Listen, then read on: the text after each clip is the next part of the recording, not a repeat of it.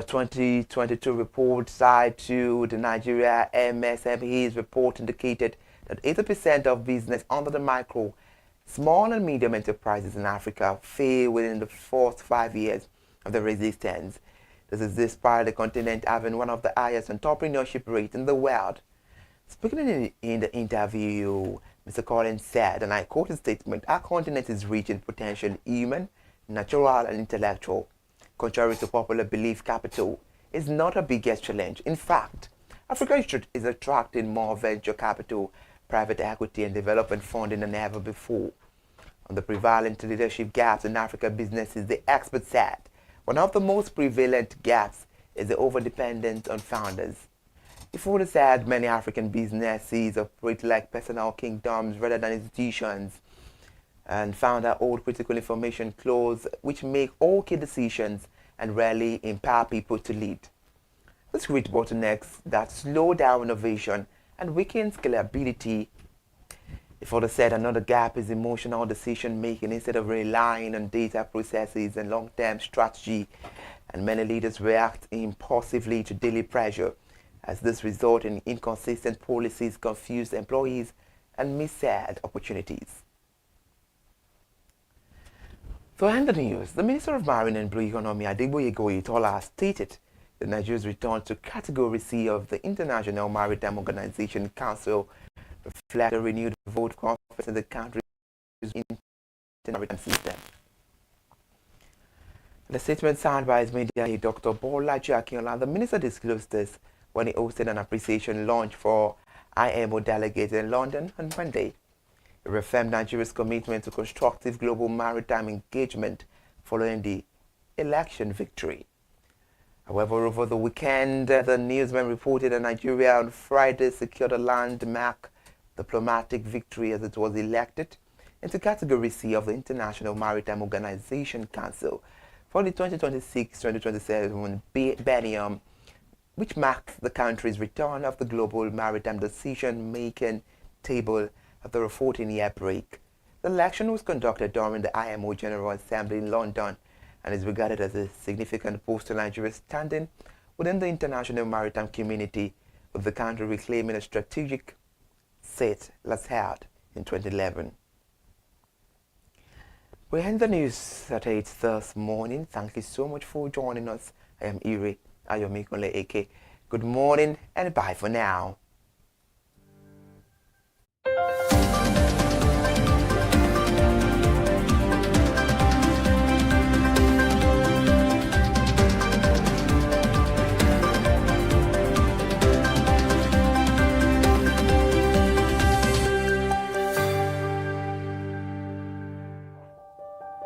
Hey there, do you know in the world today, everyone is a consumer, and as consumers, we all have the right to be heard. In Nigeria today, as a consumer, you have all right to product information, right to fair pricing, right to return goods, right to product labeling, right to fair dealings, and a lot more.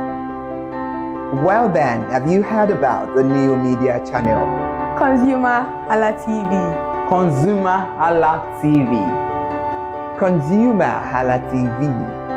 At ConsumerHallaTV, our goal is to inform and educate consumers in Nigeria with insightful news alongside development within the fast-paced world of consumers through well-researched, specialized, and analytical content. Our vision at ConsumerHallaTV is to create an engaging platform that provides right connections for meaningful brands in Nigeria, thus creating a more caring world for consumers where business thrive. And guess what? Our ConsumerHalla brand is the first consumer complaint resolution portal in Nigeria, powered by a 72-hour feedback mechanism. We offer consumer advocacy, informative talk shows, branding promotions, advertising, and lots more. Connect with us via our YouTube channel at ConsumerHallaTV. Follow us on our Facebook page, ConsumerHallaTV, our Instagram page, ConsumerHallaTV, and do well to subscribe to our YouTube channel. Subscription is free. ConsumerHallaTV. At ConsumerHallaTV, you deserve to be heard. At ConsumerHallaTV, you deserve to be heard.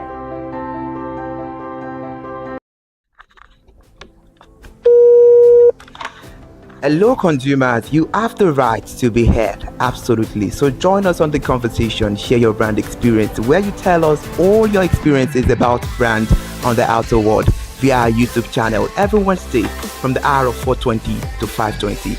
You can watch us via our YouTube channel, ConsumerHallaTV, and subscription is free.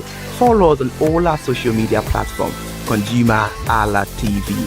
Share your brand experience. It's about storytelling. It's about experiences.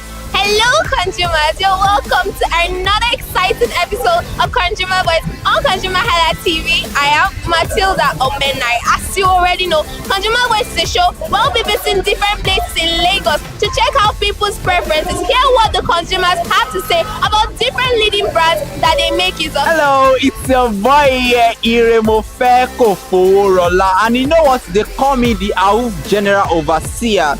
Every day is a blessing and it is meant to be enjoyed maximally with AWUF packages that put a smile on our faces.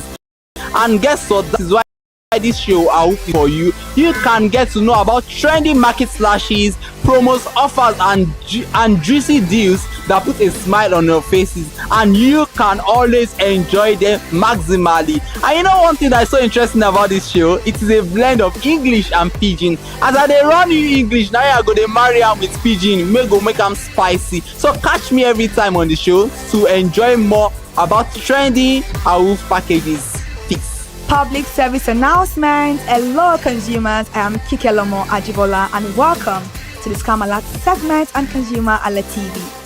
Scam Alert educates viewers about various scams affecting consumers. We learn tips on how to identify fraudulent activities and provide advice on protecting our personal information. We aim to raise awareness and empower viewers to avoid falling victim to scams. We cover various topics such as phishing, identity theft, fraudulent investment schemes, and many more. You want to catch up on how the scammers invade our lives? Join us every Tuesday by 12:30 p.m. for Scam Alert on our YouTube channel at ConsumerHallaTV. Subscription is absolutely free. And in case you're not following us across all our social media platforms, follow us on Instagram, Facebook, X, TikTok at ConsumerHallaTV. Don't say I didn't do anything for you this 2025. Bye. Welcome to In the Marketplace. We are taking you on a journey behind the scene of Nigeria's most vibrant market. From the sight and sound of the market to the stories of the people who makes it thrive. We will be sharing the untold stories that brings this market to life. Join us as we explore the history, challenges, and triumphs of the market vendors. We will dive into the daily lives of the people who call markets home and uncover the secret that makes this market special. You will get to see the passion, energy, and dedication that goes into making this market success.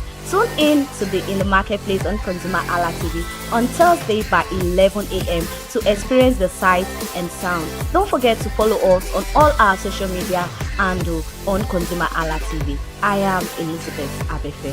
Hello, fellow consumers. Are you looking for a program where we give analysis about brand and a program where we project the voice of the consumer? Join my team and I on Consumer Analytics and Resolution Box by calling on the program to get your issues resolved. And in case you are wondering where Consumer Analytics and Resolution Box will be showing, please join us on our YouTube channel at ConsumerHallaTV. Subscription is free by 2 p.m. to 4 o'clock p.m. every Mondays and Wednesdays. Consumer Analytics and Resolution Box will be airing and will be here to provide you any information on brands and also issues that you have pending for us to resolve. Also follow us across all our other social media platforms, Instagram, Facebook, X, TikTok at ConsumerHallaTV. And that is why at ConsumerHallaTV, you deserve to be heard. Hi everyone, I am Iri Ayomikunle AK. Join me live on Perspective every Mondays to Friday from the hour of 9 to 10, where we have meaningful and engaging conversation about all the burning and pressing issues making the round. Issues related to our economy and consumers. It's conversing, it's relatable, it's beyond interview. We have expert analysts who gives updated analysis about all aspects of a conversation. Join the moving train by subscribing to our YouTube channel, ConsumerHallaTV, and do well to follow us on all our social media platforms, ConsumerHallaTV. Stay informed, Thank you. I am Matilda Omenai. As you already know, Market Today is the show where we visit different markets across Nigeria, Lagos, to check out the prices of different things, ranging from household items to foodstuffs to cosmetics, electronics, every other thing. In a world of hustle and bustle, entertainment keeps us alive, and that is why at ConsumerHalla TV, we ensure you enjoy all around 360-degree entertainment program. Screen Time is the show for you, where you enjoy top 5 countdown, celebrity of the week, exclusive interview, and other segments. Don't mind him, he's just a jealous person. Oh, His new movie release, update, and screen time. I'm going to enjoy myself because this is my favorite time on the program. I get to recommend good movie for you, and I'm also waiting for you to recommend movies to me also in the comment section. Screen time is not just all about entertainment, it is relaxing and also educational. So that is why we are bringing to you Screen Time on ConsumerHalla TV. And in case you're wondering where to join us every Mondays by 5 o'clock p.m. at ConsumerHalla TV on our YouTube channel. Subscription is very, very free. And in case you have not followed us across all our social media platforms, please do so. We are begging you, on Instagram, Facebook, Twitter, and also TikTok at ConsumerHalla TV. What are you waiting for? Click on that follow and subscribe right now. And from the I to the R to the E to the M to the F to the E, my name is Iremofe Koforola, the man always clothed in wealth and strength. And I am Kikelomo Ajibola. Toodles!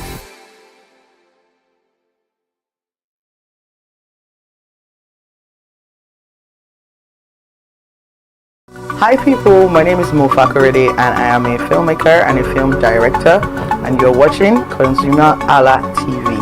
ConsumerHalla TV is everything consumer advocacy, consumer rights, everything that has to do with consumers. On this TV, you'll watch, you'll learn, you'll be educated, you'll be entertained. Keep watching ConsumerHalla TV. My name is Olubukola Ozone, a photographer and a social media enthusiast. You're watching ConsumerHalla TV. It's a consumer advocacy TV. If you have a problem, anything, any consumer related problem, just holla at them, just like their name implies, and they're going to get it sorted for you. Keep watching, stay tuned. Thank you very much. Hi guys, my name is Joba Jalabi. I'm a marketing communications professional. I currently lead marketing at Flash Change, a fintech startup. Keep watching ConsumerHalla TV, a consumer advocacy channel. Hello, my name is Sharon Rotimi. I'm an actor and I am on ConsumerHalla TV. Now, ConsumerHalla TV is a consumer advocacy channel. So if you have any issues, consumer-related issues with brands and services, you can reach out to them and they will be sure to handle it or to cater to you. Thank you so much. Hi guys, my name is Iyebiye Adeton. I'm a film poster designer and illustrator. This is ConsumerHalla TV. It's a consumer advocacy channel. We show content on consumers-based news, entertainment, and all of that. So I urge you guys to stay tuned to ConsumerHalla TV. My name is Anoluwapo Alao, a sales consultant for Star Times Nigeria. This is a ConsumerHalla TV, where they discuss anything consumer needs and get knowledge about anything about consumer. So keep watching it. Hi, my name is Adebola Ogushino. I'm a filmmaker and you're watching ConsumerHalla TV. Any consumer related issues, they've got you. Hi, my name is Stephen Olorunshisi. I'm a strategy and sales professional, currently working with Obey, and you're watching ConsumerHalla TV. I mean, this is one of the channels that you don't want to but stay on. Consumer advocacy, brand promotion, everything consumer, what you need to learn for your business to grow. This is a channel where you learn, where you experience entertainment to but it's good for businesses, for brands, and for an entrepreneur. If you want to know more about businesses, want to know more about brands, please stay watching. Alright, thank you so much, ConsumerHalla TV. Keep watching. Hello, good day. My name is Tunde Balogun. I'm the lead pastor at the Kingsborough Church in London. And you're watching ConsumerHalla TV, which is a new initiation into the TV industry in Nigeria, the first of its kind in Nigeria. And I know that it's going to bring value and quality into the service industry. ConsumerHalla TV is here to offer value to service industry and to give a voice to consumers, bring awareness to the brand industry, and also bring education to what it is to have quality for what you paid for. I know that through ConsumerHalla TV, you are going to be able to get what you have paid for quality-wise and also give a voice to you in wherever it is that you do. I am here to support and give a shout out to say that keep watching ConsumerHalla TV and we'll have a better quality for value in Nigeria and in the global space. Please continue to watch ConsumerHalla TV because it is here to make things work better for you. It is on this note that I would like to say a big congratulations to the chairman and CEO of ConsumerHalla TV, Pastor Tunde Olufowora, and all the staffs of this great organization. Thank you for what you do. You are making things happen for us, and I pray that God bless you. Thank you. Hello, my name is Toyin Balogun.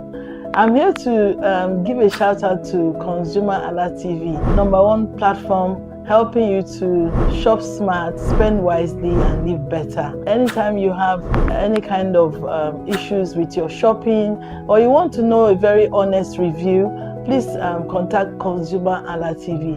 Here to help you, and please join the community where we can all make life easy and better for all of us. Hey there, do you know in the world today, everyone is a consumer, and as consumers, we all have the right to be heard. In Nigeria today, as a consumer, you have all right to product information, right to fair pricing, right to return goods, right to product labeling, right to fair dealings, and a lot more. Well then, have you heard about the new media channel? ConsumerHalla TV. ConsumerHalla TV. ConsumerHalla TV. At ConsumerHalla TV, our goal is to inform and educate consumers in Nigeria with insightful news alongside development within the fast-paced world of consumers through well-researched, specialized, and analytical content. Our vision at ConsumerHalla TV is to create an engaging platform that provides right connections for meaningful brands in Nigeria, thus creating a more caring world for consumers where business thrive. And guess what? Our ConsumerHalla brand is the first consumer complaint resolution portal in Nigeria, powered by a 72-hour feedback mechanism. We offer consumer advocacy, informative talk shows, branding promotions, advertising, and lots more. Connect with us via our YouTube channel at ConsumerHalla TV. Follow us on our Facebook page, ConsumerHalla TV, our Instagram page, ConsumerHalla TV, and do well to subscribe to our YouTube channel. Subscription is free. ConsumerHalla TV. At ConsumerHalla TV, you deserve to be heard. At ConsumerHalla TV, you deserve to be heard.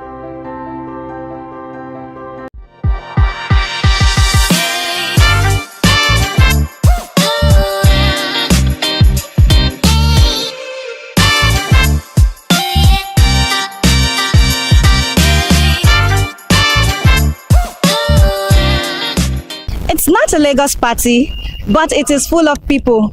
Welcome back again, consumers. It's my favorite day of the week, and you know what that means. It is Market Today on ConsumerHalla TV. Today, we are here at the Babajide Sanwo-Olu market at Advocacy, and we are here to see what this organized marketplace has in store for us. Just like any other marketplace, this market has whatever it is that your budget can afford, ranging from food items to cosmetics to gadgets to beds and mattresses. Whatever it is you need to buy, you can find it just like any other marketplace. My name is Unwoke Peace, and you're here with me to see what the Babajide Sanwo-Olu complex has in store for us. Come with me, let's explore this market.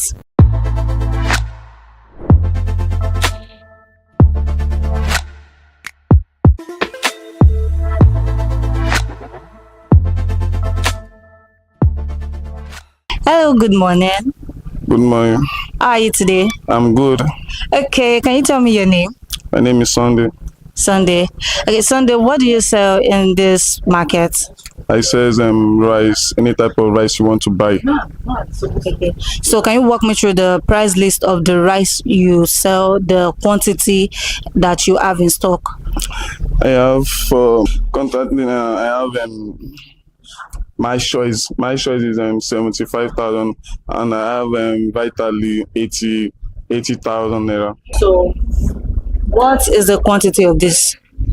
It's 50 kg and it's very it's a quality, it has quality, it's a quality rice. It's rice that you cook that doesn't give stress, or is a good rice though. Okay. So do you have lower quantity, the lesser quantity, the ones that are lesser than this, maybe 25 kg and that goes for less? Yes, I have 5 kg, 10 kg, and 25 kg. Okay. So how much do you sell the 25 kg, 5 kg, and the 10 kg? The 25 kg is just 38,000 naira. Okay. While the 10 kg is 17,000 naira. The 5 kg is 85. 85. Okay, Mr. Sunday, where do you buy your produce from? Where do you get them? Like this long grain now is from Thailand. So we have short grain, but that one is not available now. We have short grain. Short grain is 57,000, but it's not available for now. Okay. So how long have you been in this plaza? How long have you been selling in this business? Probably going to 2 years now. Wow. And when you started compared to now, do you think the pricing has changed? Yes, the price have changed. Because before, this price, this long one is actually 40 something, 50 something, but now it's 75,000 naira. While the short one is 57 and then 60,000, because we have different type of shorts. Okay. So that is all. So who are the kind of people that you sell to? We have many people that come and buy. We have people that sell, that cook and resell, and we have people that eat it at home, something like that. So basically, you're a wholesaler and you're a retailer too. Yes. Okay. So is there any challenge that you face in this market that affects how you sell? It's the price of price now. Price of price is high now. People cannot meet up with the price because salary, all those things. So market is not really moving for now. Market is not moving.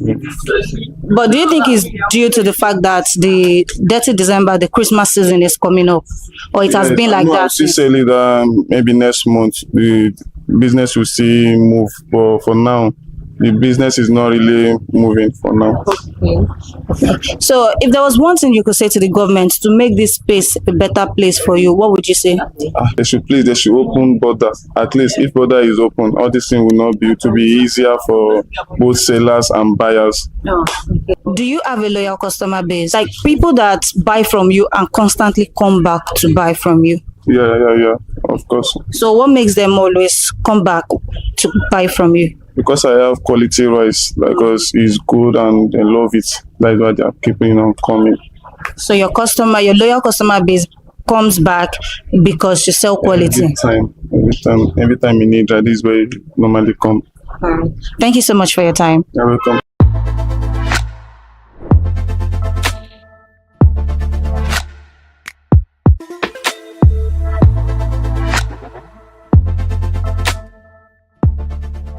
Hello, good morning, Ma.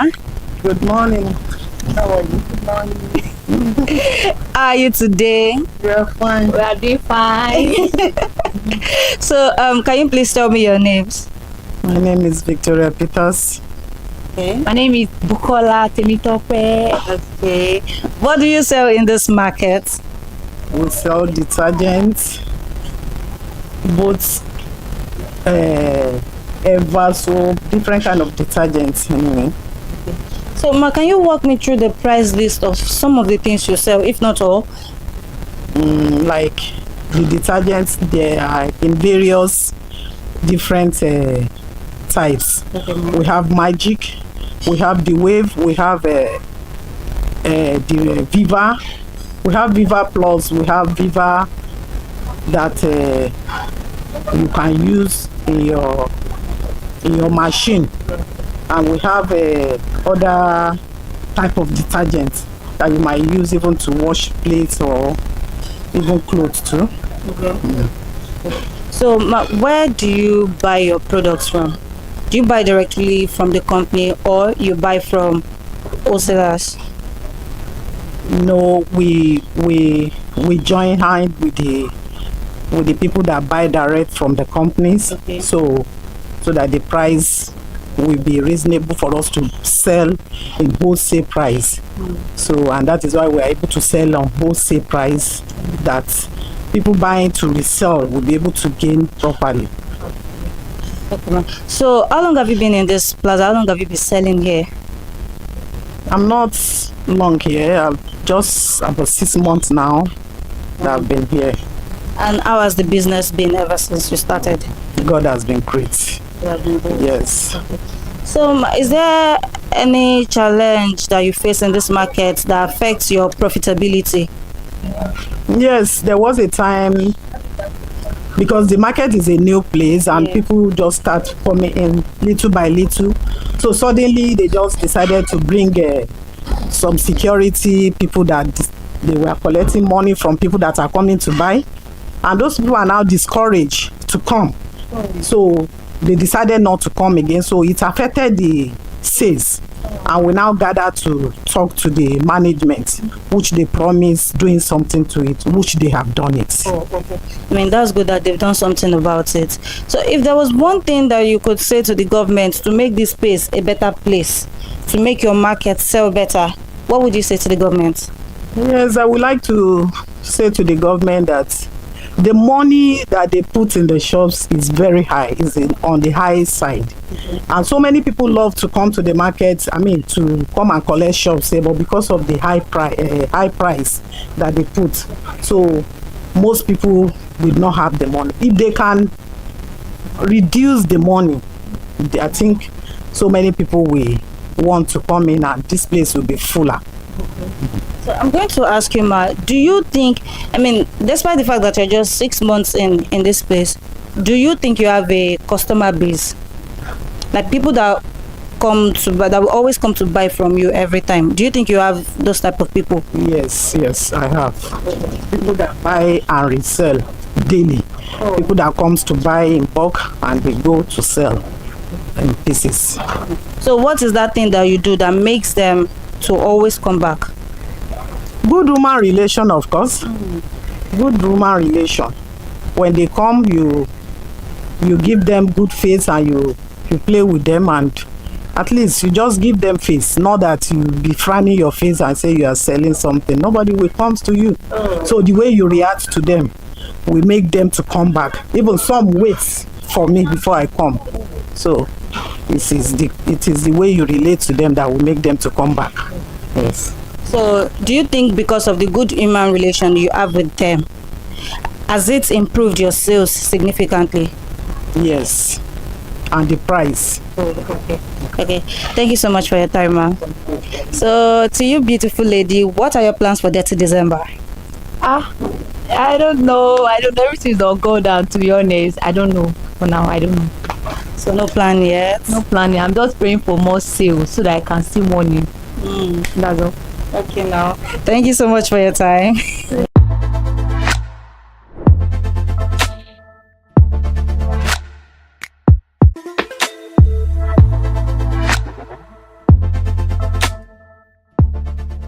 Hello, good morning. Good morning. How are you today? I'm fine.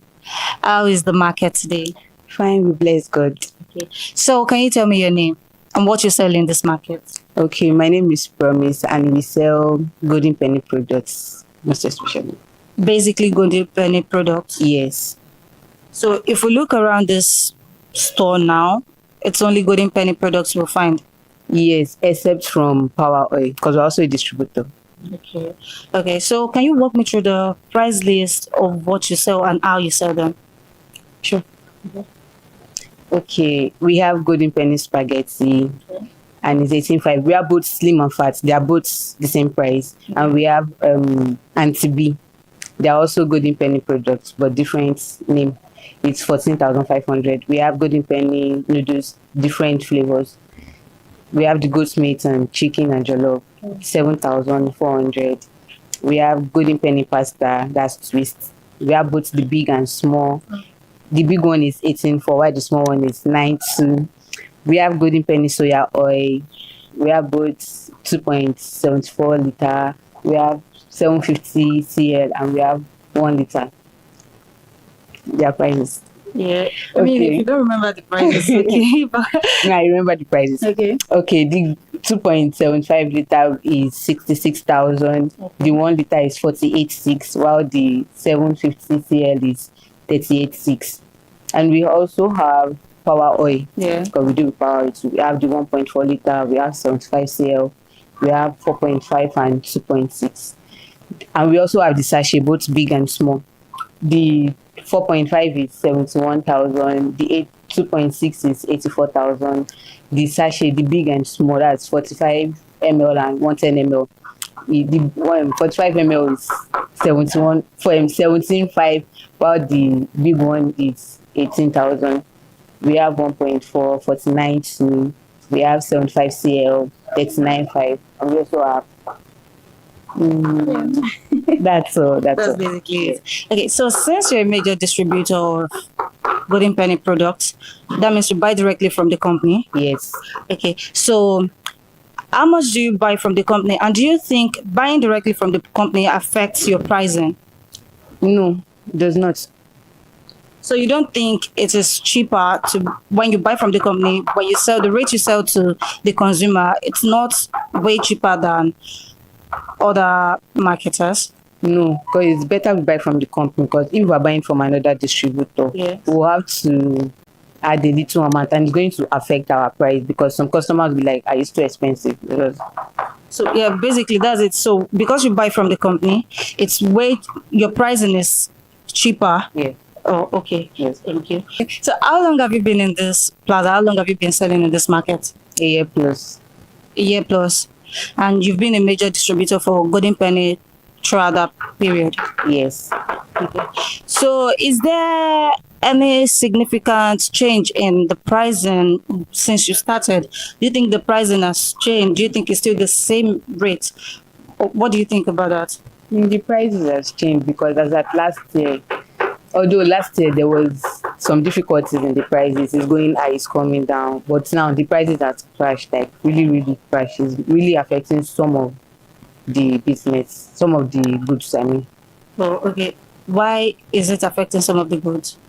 Because as at last year, let's assume we're selling spaghetti at 22,000, and now it's 18.5. Meanwhile, that last year let's assume we bought it at the rate of 20 plus. But now we are going to be selling it at 18,500. So it's really. So the price is not stable. Yes, not stable. Oh, okay. So do you think you have a loyal customer base? Yes, but the prices has mostly changed. Most of them. Yeah. But at last year, because last year is more better than this year. Last year we have stable customer, reliable customers. Okay, so is there any challenge you face in this market that affects how you sell and to your customers and affects your price list? No. So you're okay with the condition of this market? The way it is to you, you're okay with it? I'm not okay with it. I just want the market to develop. Because once the market develops, sure, we're going to have so many customers rushing in and out. Oh, okay. So if there was one thing you could say to the government to make this space a better space for you, what would you say? I just want Nigeria to be better, because if Nigeria is better, surely the market is going to be very okay. I think it's because of the economy. Sure. All right, we're entering into the festive season now, the Christmas season, the dirty December season. Do you think you still maintain the same price range, or it's going to increase? Instead of maintaining the same price, just because it's December, we have to reduce the price so that we can sell off some goods and restock. Oh, okay. So you basically lower the prices so you can sell off a little, so you can sell off what you have in stock now to get new stock. Yeah. Okay. Thank you so much for your time. You're welcome.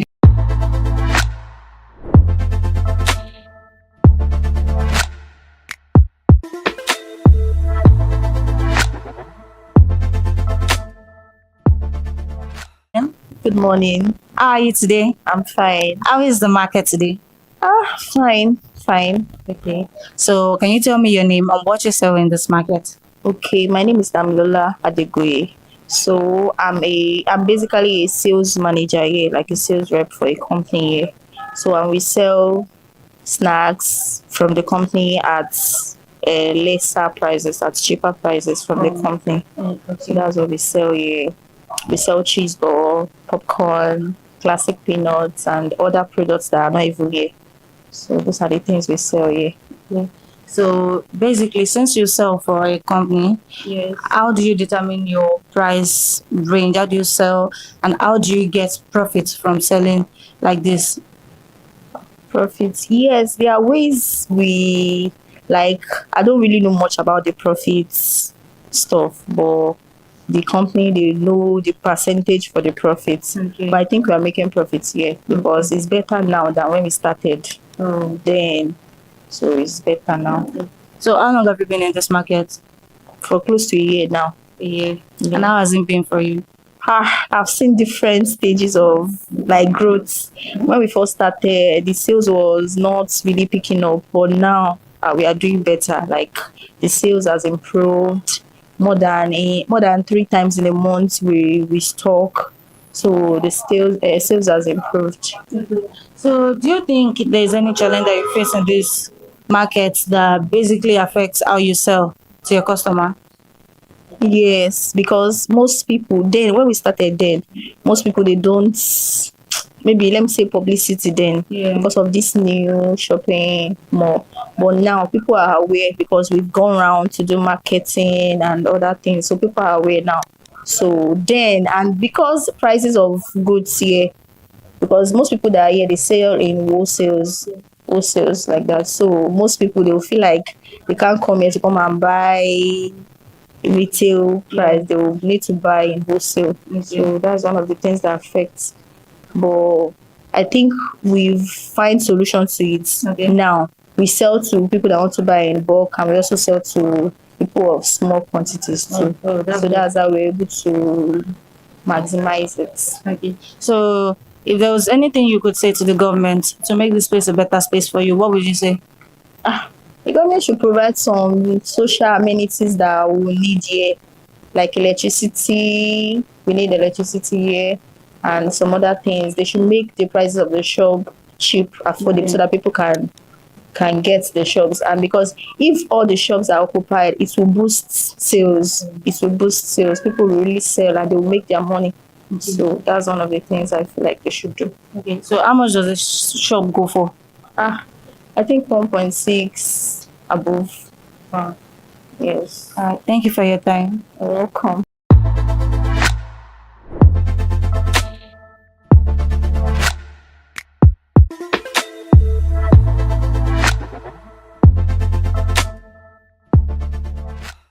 Hello, good morning. How are you today? I'm fine, good morning. So how is the market today? Fine, we thank God. Okay, can you tell me your name and what you sell in this market? My name is Damilola and I'm a food stuff vendor, sorry. Can you tell me some of the food items you have in your store right now? Yes, I have a bag of rice, long grain and short grain, both foreign. I sell spaghetti, semovita, semolina, gari jebo, honey beans, groundnut oil, maggi, tomato paste, and a lot more. So basically, the only thing we can find in this shop right now is fresh tomatoes and pepper. Yes, yes. So if you sign us, I will get it for you. Okay. So can you tell me some of the prices of the food items? Currently, a bag of rice is going for 58,000 for small grain, while the long grain is 72 for today's price. Then half bag of rice is 29,000 for the short grain, while the long grain is 35,000.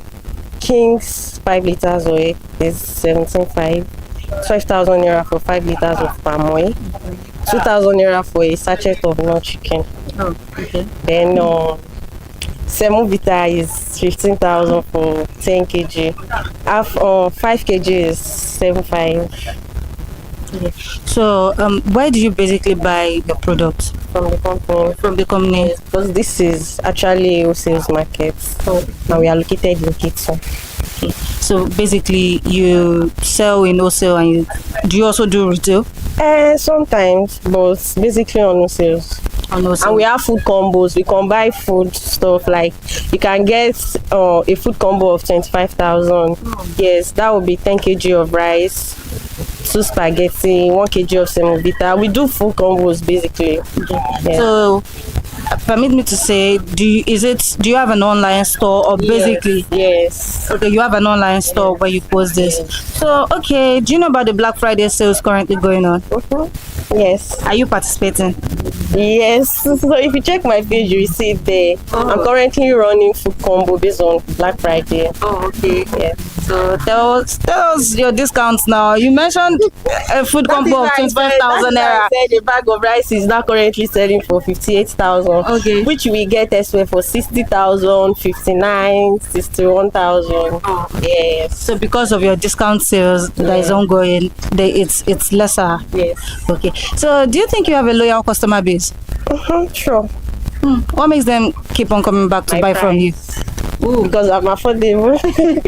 I have customers in every state. As at this morning, I sent some items to Ibadan. I sell food combo to Ibadan, Abuja, Ilorin. So how do you handle logistics? That's a bit difficult because getting interstate doorstep deliveries is a battle of do or die. So most times I take it to the park and send through drivers that go to those states. So on days when you have bad reviews from the interstate delivery, how do you handle it? Sometimes it's full stuff. I can't refund, but in cases like my customer not getting what they paid for, maybe the driver didn't deliver, or in case of theft, I will refund. Oh, okay. Yes. So that's for special cases like that, you do a refund. Yes. And does that make them come to buy from you again? Yes. Oh, that's nice. So is there any challenge that you face in this market currently that affects how you sell and how you buy and how you relate with your customers? No, not at all for now. So you're okay with how the market is here?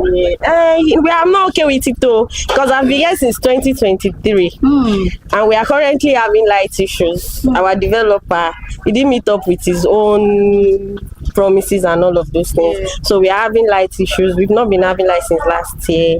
There's no water in the toilet and lots more. That's the only challenge that we have here. Okay. So, and have you spoken to the union in this environment? We have a meeting in the group. So hopefully they work on it and fulfill their promises. So, is there anything you'd like to say to the government to make this space a better space for you, to make your market, your sales go on, easily and without any hitch? Nothing much actually. I will not lie, but concerning the complex, we plead to the chair lady or chairman, the person of what's her name, Mrs. Bada, and the developer. I can't remember his name, but they should please and work on this electricity issue and provide necessary things and securities. That's what we want. So you also mentioned that you have a trade fair discount going on. Yes, coming up on the 5th of December to 19th of December in this same complex. So I'll be running food combos on tables, gari jebu, kilishi, everything is available for that day. Are we still expecting the same price of today, or the price will be significantly lesser? 100. There's no missing and there's no adding. Sure price. I'm not changing anything. That's for sure. Yes. Okay. Thank you so much for your time. Yeah.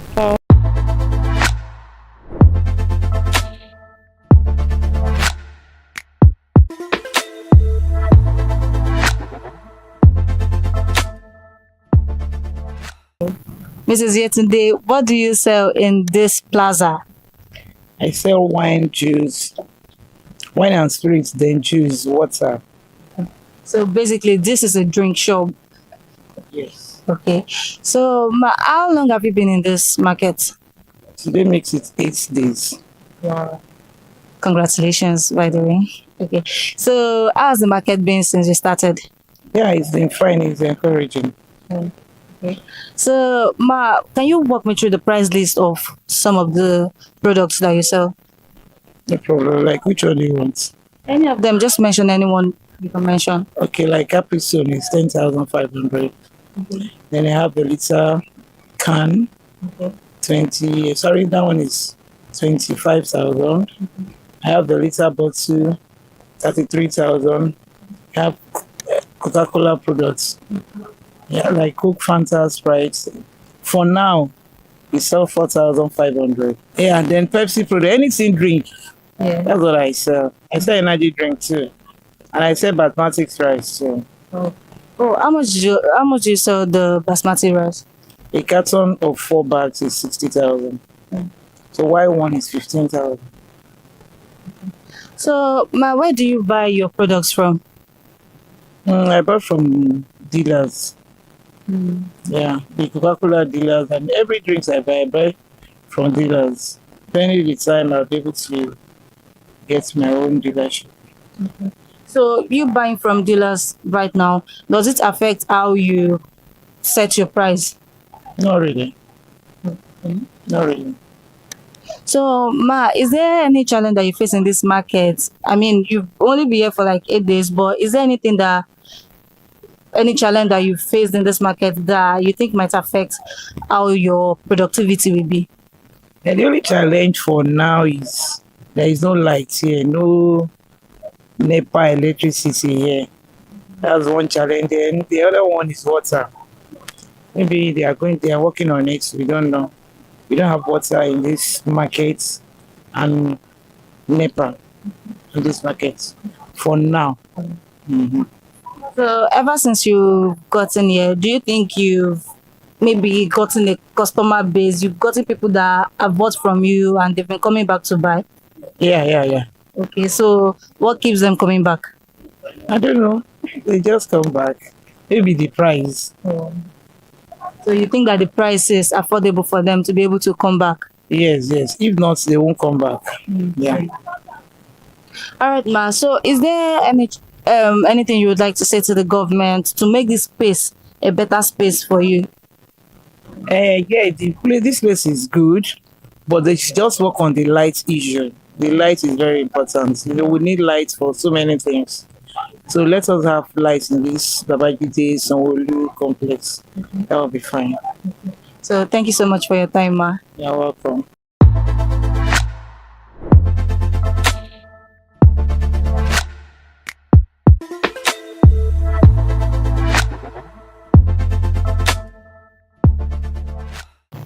It is a marketplace, but it is void of the usual market chaos. Today, we have seen the Babajide Sanwo-Olu market at Advocacy, and we have seen what the market has in store for us. This organized marketplace, you can find whatever it is you need to buy as a Nigerian consumer, ranging from food items to cosmetics to gadgets to clothing materials to whatever it is that you need as the everyday Nigerian consumer. It is not the end. But until the next time, you can catch us on ConsumerHallaTV on Facebook, Instagram, TikTok, and Twitter.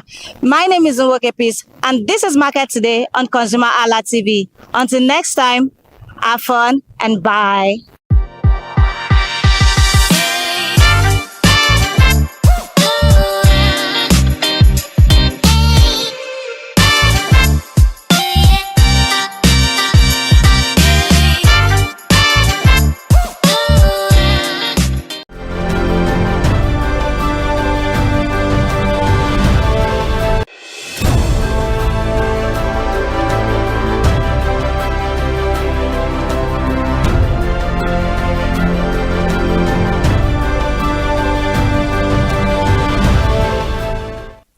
Good morning, Nigeria. Thank you so much for joining us on Perspective, the breakfast show on ConsumerHallaTV, where we talk about all pressing and burning issues making the rounds. I am Ire Ayo Mikule Eke, and today will be quite special because I'm not the only one on the conversation this morning. Kike Good morning. Good morning. All right. Now, thank you so much for joining us on the conversation. Happy New Month. Happy New Month. All right. Actually. Okay. I'm sure you're ready for the conversation. I am. This is my first time on Perspective. All right. So Good then. go. Let's kick start. On today's edition of Perspective, we'll be metal decal a bit because we'll be looking into the crucial role of a medical laboratory scientist in the fight against the antimicrobial resistance.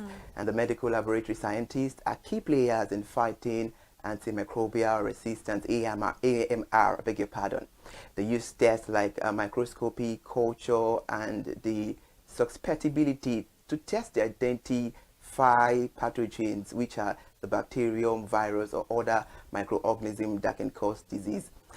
And also to guide treatment and track the resistance patterns. This helps preserve the antibiotic effectiveness and protect the public health. Simple actions like seeking proper diagnosis and avoiding self-medication, which can make a big difference. And for more insight on the conversation this beautiful morning, we have Mr. Oluwafemi Peters Oladele, who will help us understand the importance of this conversation relating to our economy.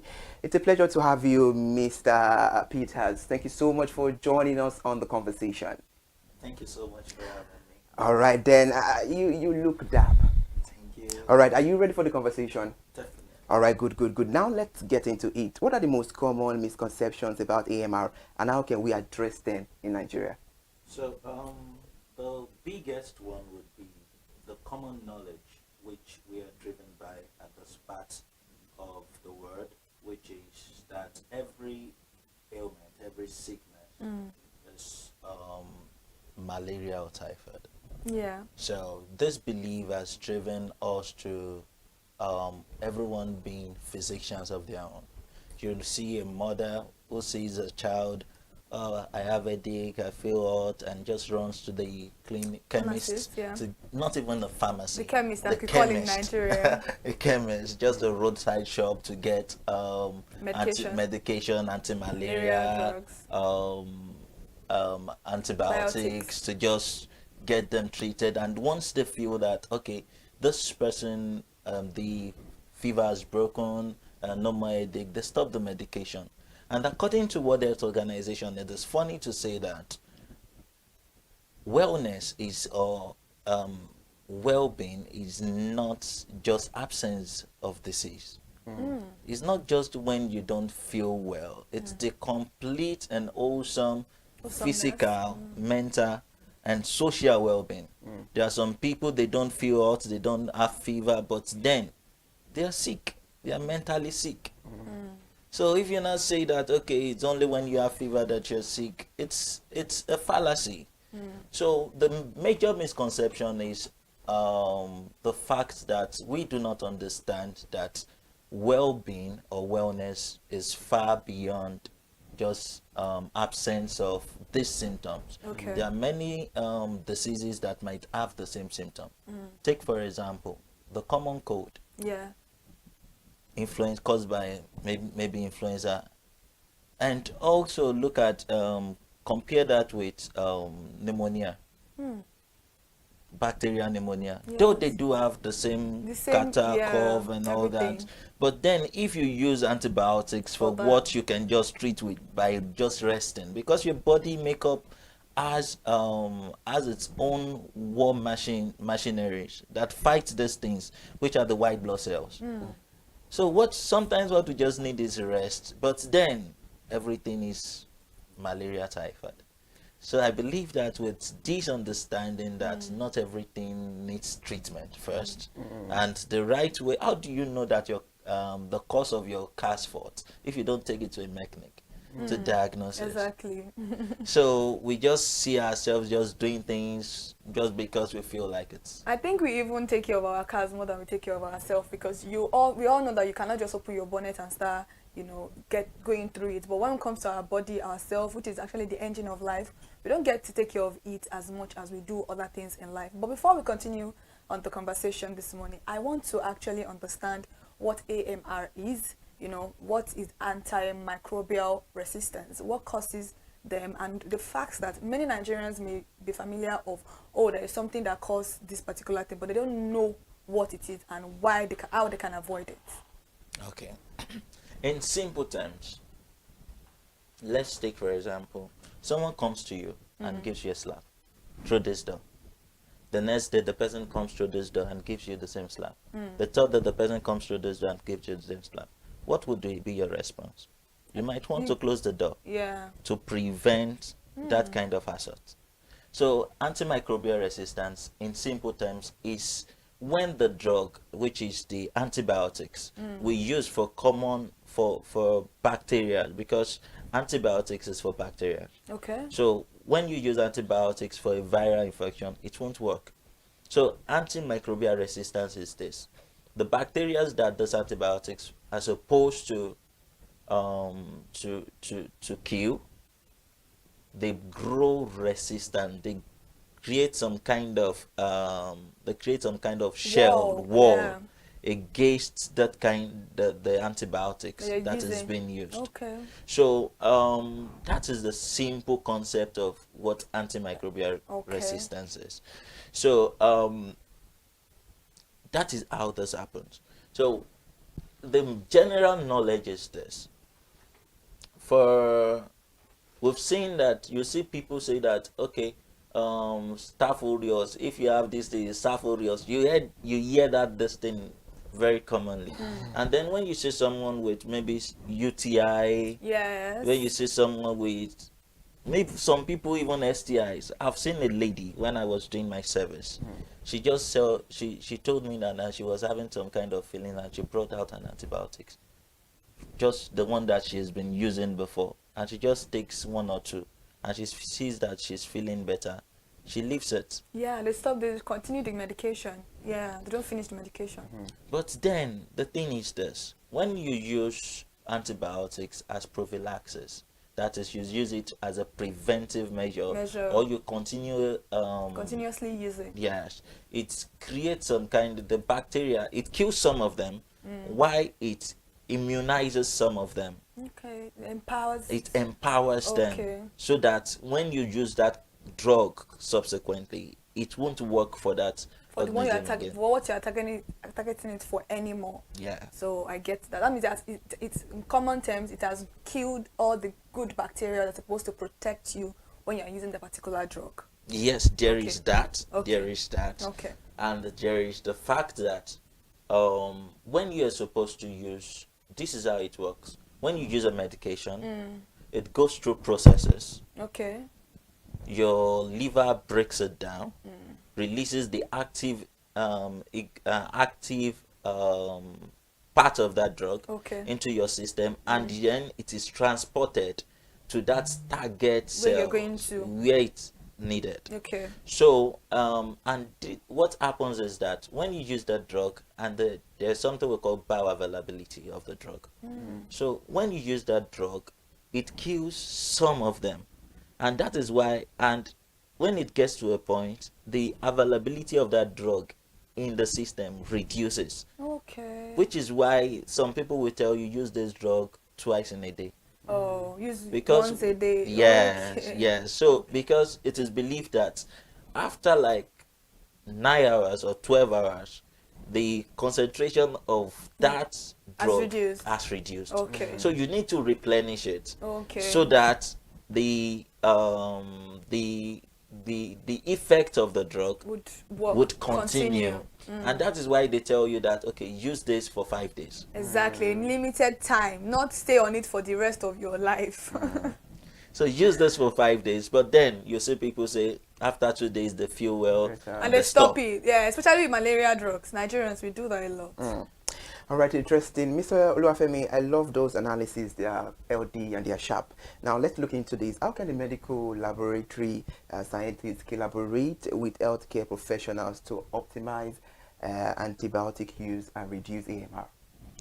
Well, that's a very lovely question. I think we are doing better now compared to some 10 years ago, because medical practice now is working towards even personalized medicine. And what do I mean by that?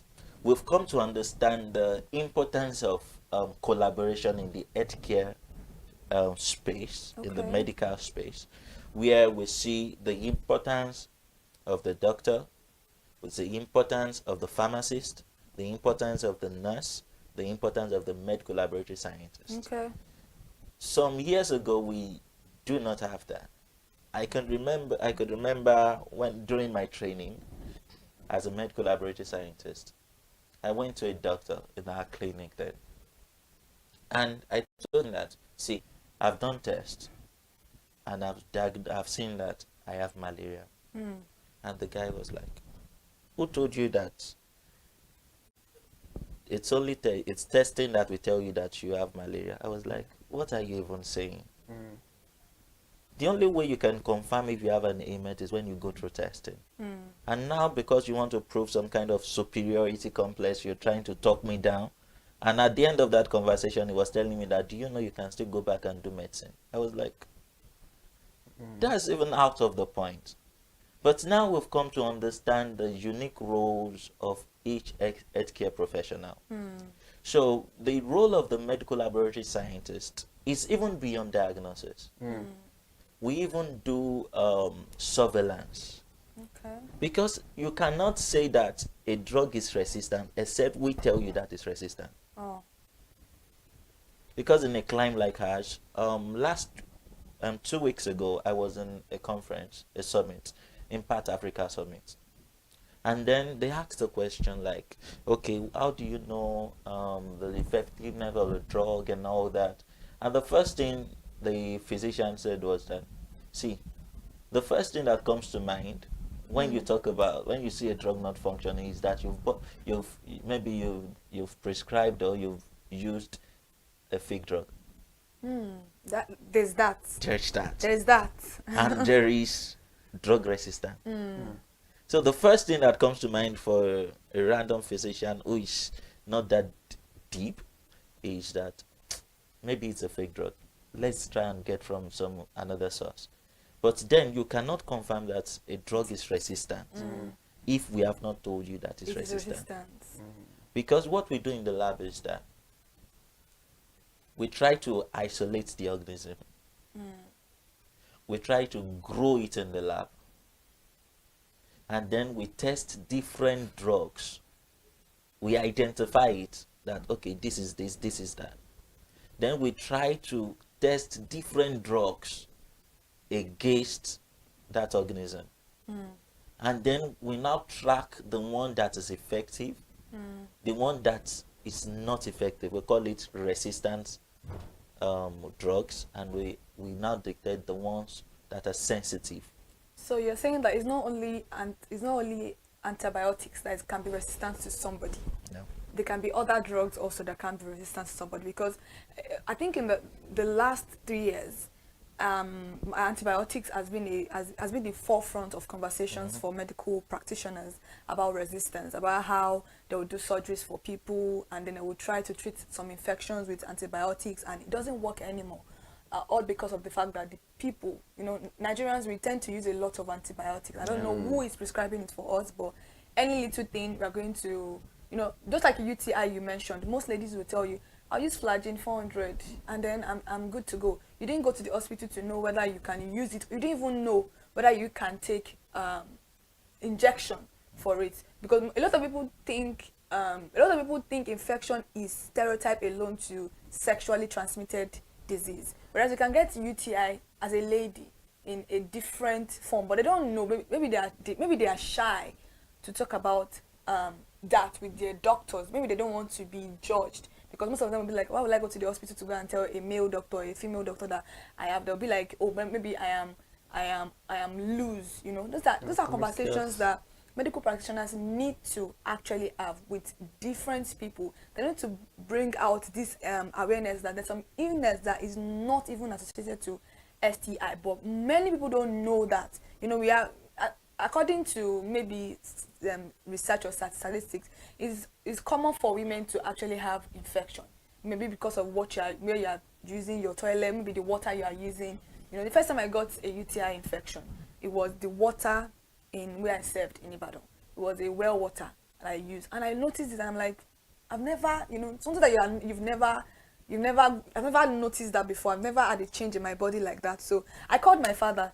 You know, I called my father like, Dad, this is like, okay, go to the hospital. Somebody told me, a friend of mine told me to use flagyl 400. I've never heard that flagyl has 400 milligrams. I only know the flagyl, and that flagyl that we even use for stopping poo is not even a right medication for stopping poo. So I don't use it anymore. But if I tell my mom now that you don't use flagyl, she'll be like, that's what they use to stop poo. There's a particular medication for poo, for you to stop your poo, for stooling. That's not it, but she doesn't listen. So I called my father. Was like, no, go to the hospital, go and check what's wrong, because I just explained my symptoms to my friend, my female friend, and she was like, no, just use flagyl, that's it. So maybe she has gotten it a lot of time, because that was the first time I was getting it. So I had to go to the hospital, and when I got, they were like, oh, buy a grapefruit or a grape wine, make sure you finish the whole bottle, and just come for 2 days medication, 2 days injection. And I went, and in that 2 days, that was, and when I told her, I was like, are you sure it's gone? Because I treat mine sometimes for like 2 weeks. And I'm like, you can see the difference of someone that went to the hospital. And the doctor even explained to me that sometimes if you take a lot of grape, or what they call it, this grape juice, it tends to help your bladder release more, because you are forcing your pee, it's not coming out. But then your bladder is full, but because of the fact that you have a little bit of obstruction, that is the reason why. So just make sure you always take grape fruit, or I can't remember the name of but it tastes like grape. But I remember I took that Eva wine or something, that red one. That's what he recommended for. And I don't think he even gave me any medication. It was just those 2 days injections, and that was it. But for my friend, it was a different experience entirely. So it could be that for her now, maybe she's already getting that resistance that you are talking about. But how can you be on that flagyl is very bitter. So I don't know how you're using it for a whole, and she's telling me 1 in the morning, 1 in the night. So you're telling me I'm going to use like 3 sachet for like, because I'm treating something. No, that's not going to work for it. So that's why I'm very particular about. It's not now just about antibiotics. There are also other medications that you can actually develop resistance for. Yes, there are actually other resistance is resistant. It can be to a viral drug, it can be to many kind of medications, any kind. But the most common one has been antibiotics.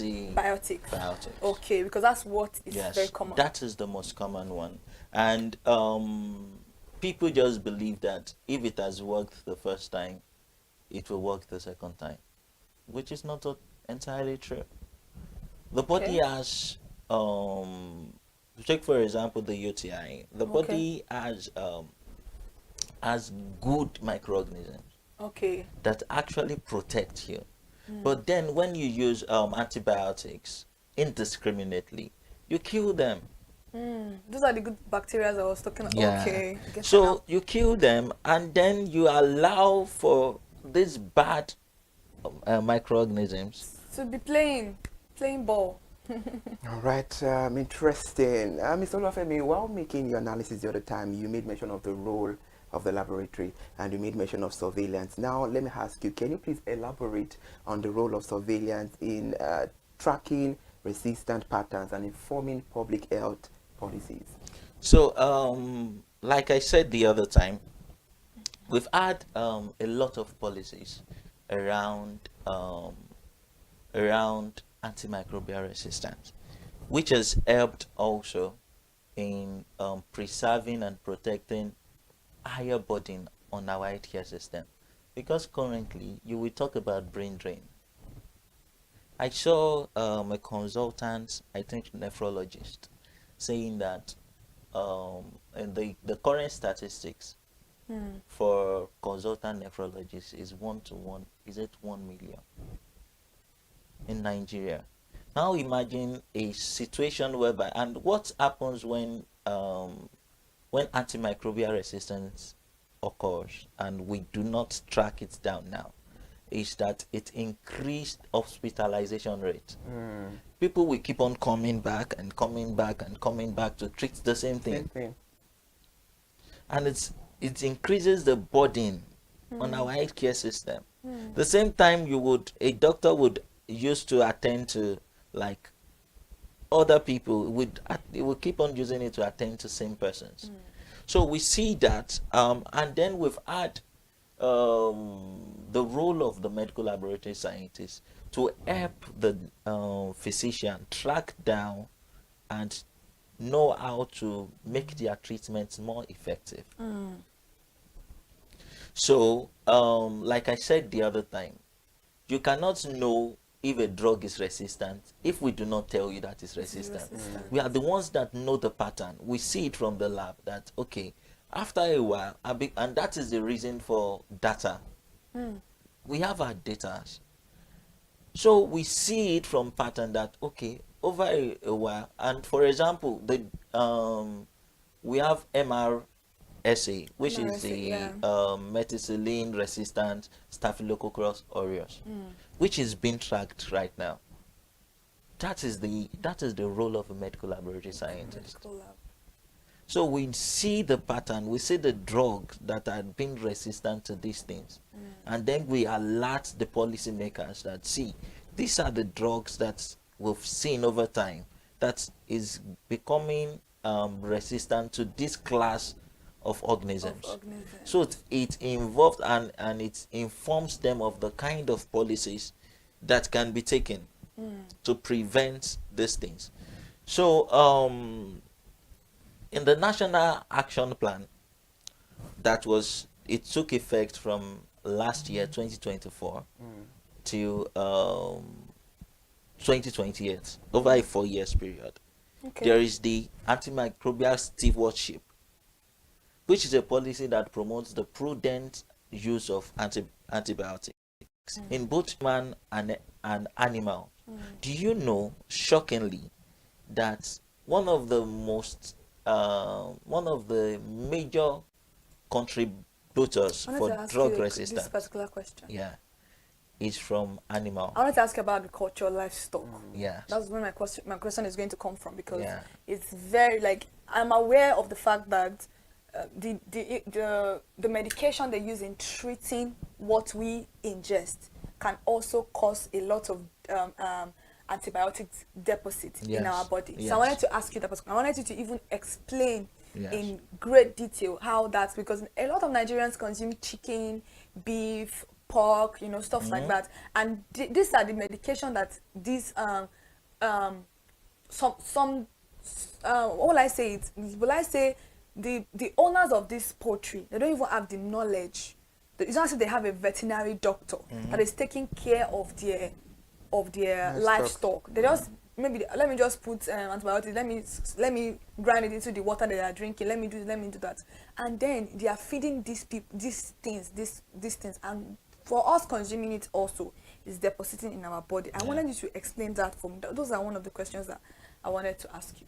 Okay, so you see, we in this our country, we are used to, we believe so much in knowledge that we don't have. Some of us, we've turned ourselves to doctors, we've turned ourselves to veterinary doctors, we've turned ourselves to mechanics, we've turned ourselves to talk about anything. Talk about trades. So, and this is creating more harm than good. It is very right that antibiotic deposit comes from this livestock that we consume. Talk about cows, chickens, and all that. So sometimes the antibiotics being used for this treatment in these poultries, sometimes they are used for prophylaxis. That means they don't see anything happening to those chicken or those birds or those. Before anything happens. Before They anything do it happen every and all morning. that. And that puts the drug deposit in the meat that is produced from this livestock. So no matter the cooking that you cook, is still going to be there. It's still going to be there. It's not an organism that dies by maybe you eat them, you subject them to high temperatures and all that. No, that doesn't happen. So that means this particular drug doesn't have any effect, like negatively, because if they are giving So no, I'm talking about the livestock, not us. Yeah, Okay. it does have a very, very bad effect on us because that's what I'm talking about right now. I'm talking about the livestock because I'm wondering how an animal will be taking this thing, and then we, the last consumers of this thing, are going to be the ones suffering from it. So that means maybe it doesn't have any effect on the animals, or what? Why exactly are they giving the animals those things? Drug resistance to happen in Animals. Oh, okay. It does. Okay. It does. Okay. And what happens is that when we now consume this produce, we take these, we call them superbugs, because they've been exposed to these drugs over time, and they've built immunities against them. And that is one. And we have zoonotic diseases, which is from animals to humans. Yeah. So as it affects them, it affects us too. Okay. And that is where the role of policies come in. That is where it comes in. All right, interesting. I know you're enjoying yourself on the conversation this morning on Perspective. We're discussing the crucial role of medical laboratory scientists in the fight of antimicrobial resistance, and we have Mr. Oluwafemi Peters Oladele on the conversation. Let's go on a short break. When we come back, we dissect and ponder better on this issue. We'll be right back. Thank you so much for staying with us. Please sip your coffee. We'll be right back.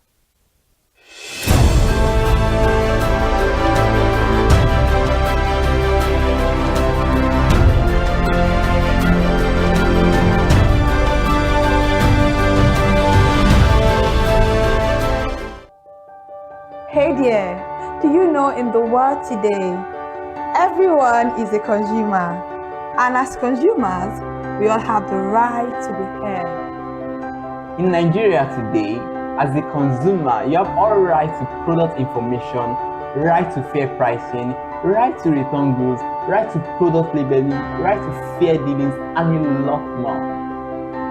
Well then, have you heard about the new media channel? ConsumerHalla TV. ConsumerHalla TV. ConsumerHalla TV. At ConsumerHalla TV, our goal is to inform and educate consumers in Nigeria with insightful news alongside development within the fast-paced world of consumers through well-researched, specialized, and analytical content. Our vision at ConsumerHalla TV is to create an engaging platform that provides right connections for meaningful brands in Nigeria, thus creating a more caring world for consumers where business thrive. And guess what? Our ConsumerHalla brand is the first consumer complaint resolution portal in Nigeria, powered by a 72-hour feedback mechanism. We offer consumer advocacy, informative talk shows, branding promotions, advertising, and lots more.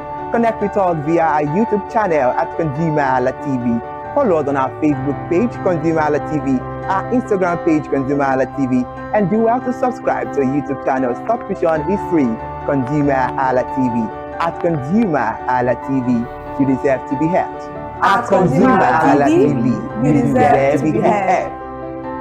Right, my name is Korede Peters, and I am a product manager. So this is a very innovative idea, and first off, everybody is a consumer, and so this is the voice of the consumer, and this is a voice that is going to be heard. For the first time, the consumers in this country are going to be able to express their ideas and to get to know your rights, to know what belongs to you. And it's going to change a lot of branding. It's going to change a lot of things, because everybody knows that we're not just getting things out for the consumers. The consumers have a right to accept. You know, as they say, the customer is always right. So the customer is the consumer, and the consumer is always right. So, you know, when there is control, when there is feedback, there is bound to be change. So so I said, I'm a product manager. When you develop products, sometimes you believe you know what the users want, and through different kinds of surveys, But when the users actually get the product, they can tell you their mind, how the product is, their feeling about the product. So it's good to definitely change how products are being designed, how services are being given to people, because you can get a feedback, and that feedback can make or mar a company, you know, and everybody wants to have good feedback. So it's definitely going to change the behavior of people that make products. One very good thing is information. Information is power. So the consumer is going to get way more powerful. The voice of the consumer will be heard, the opinions of the consumers will be heard, and that opinion will shape how products and services will be made in this country going forward. Be on the lookout. You are now in charge. Several things coming your way through this station. I'm very excited about it. The things he's already brought out, and there will be many more things. But the bottom line, the consumer is now in the driver's seat. So ConsumerHalla TV, thank you for this innovative work. You're going to keep evolving and just follow the consumers. The consumers will lead you to what they want, and that's how it's supposed to be, always. They're going to have different types of consumers, and they're going to pander to the different needs, but you are going to be making consumers very, very powerful. So thumbs up, keep up the good work. My name is Korede Peters. Thank you very much.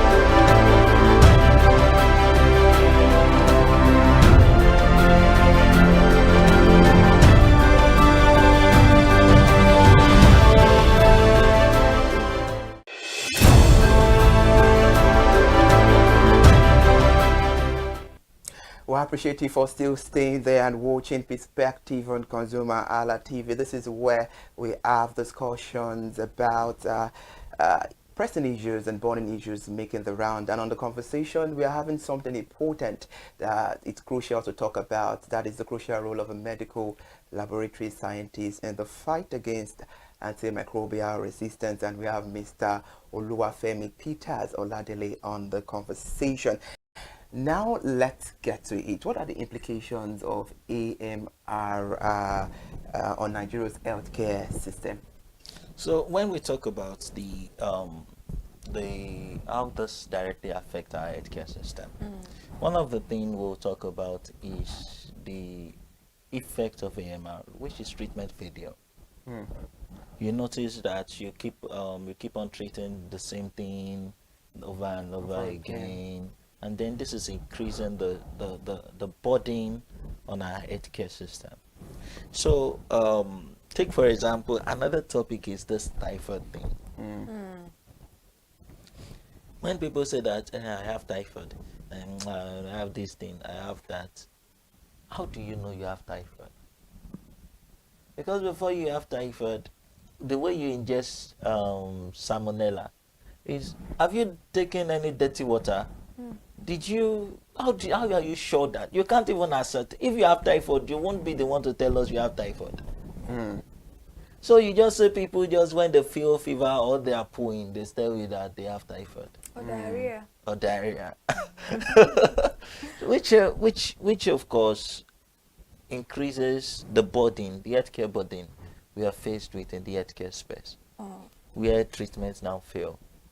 We are now burdened with the fact that new researchers will now have to look for new drug that can treat these infections. All right, I love this conversation a lot because it has to do with the daily lives of we Nigerians 247. And now you've told us about the implications of AMR on the healthcare system in Nigeria. So what step can Nigerians take to prevent AMR? And how can we promote the awareness? Because she mentioned about the awareness earlier on and about responsible antibiotic use, because there is a whole lot of misuse outside there. Yeah, that is why I must commend platforms like ConsumerHalla TV, which gives the privilege to put out this information there, because they say knowledge is power. Yeah, it is. More of these things are health behaviors that we've learned over generations. You see your mother treat any small thing, gives you anti-malaria, gives you 1 dose of antibiotics. When you give birth to, you believe that that is the pattern. And when you've seen it work once, you believe that it will continue to work. So it is on every one of us to put out that information. Like, I must commend you telling your your friend about the need to go to the hospital to get tested, to get proper treatment. And then I must commend also you giving your mother a feedback that, okay, this is what I went through. Till now. But believe me, you've passed the message. They don't listen. These are our mothers. They don't listen. You tell them a lot of things. They'll be like, and you're more saying, you these children of nowadays. Do you know what's funny is that I feel like what you're saying is very true. It's like a generational thing. My mother did it, so why is it going to be a problem for me? This issue of dusting powder, all this rub for children. If I tell my mother, when I give birth, you will not shake my baby because of shaking baby syndrome.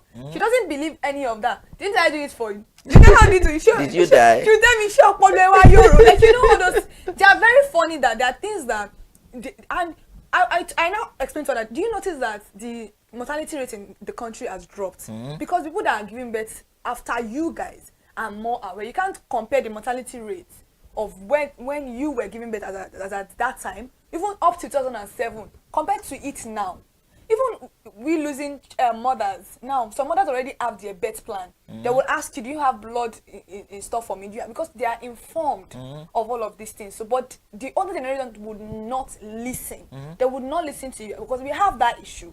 And these are issues that I feel like the public healthcare system needs to address. Maybe there's a need for just not taking drugs to rural area. There is a need for proper education. And I love the fact that you came here this morning to address people, to let them know that this is what is going on in the country.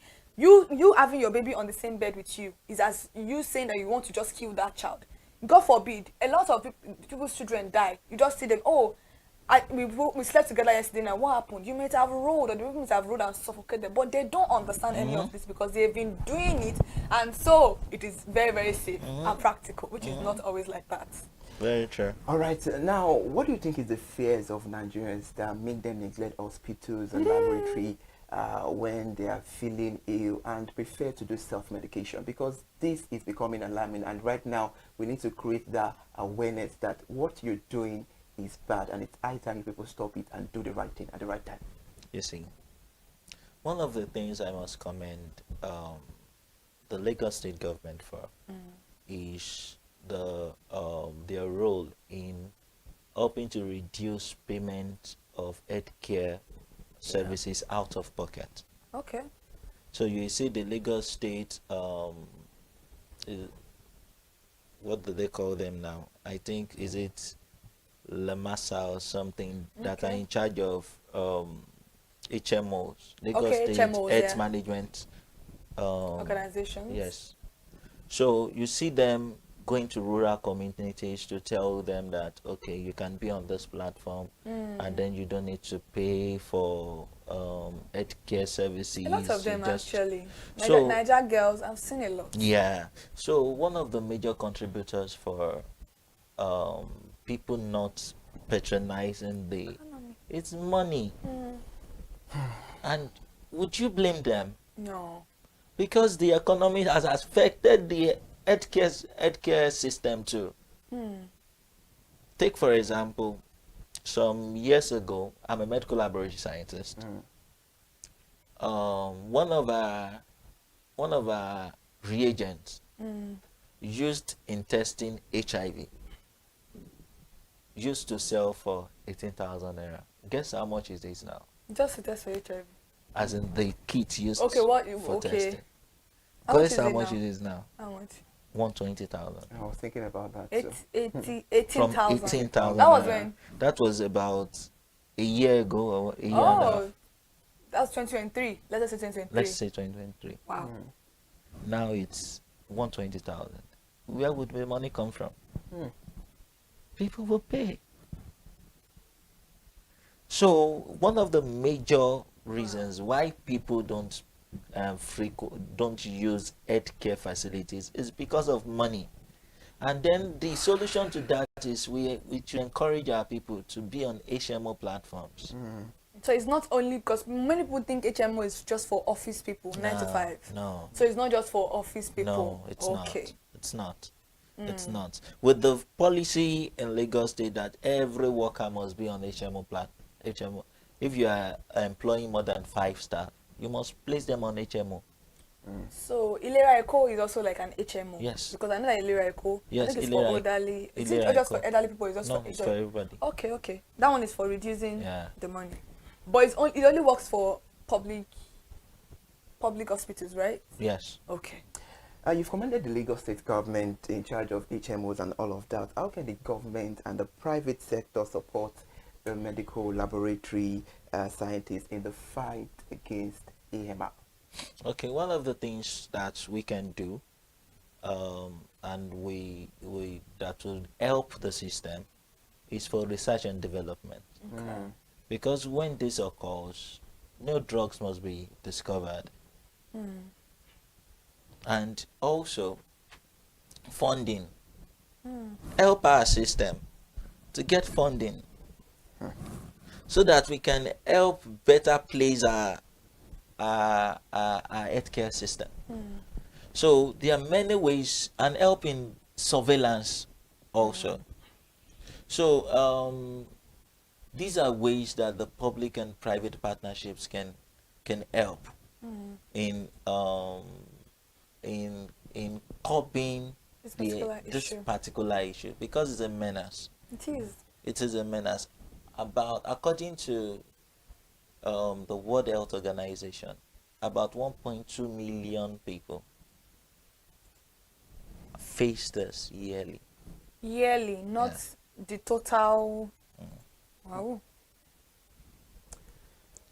All Sorry, right. before you go, because I know we are almost at the end of the program, I want you to help educate the audience watching right now at home, and people are going to still watch the program after we are done with this program, about the fact that AMR is a very important conversation and it's a very important issue that is affecting us.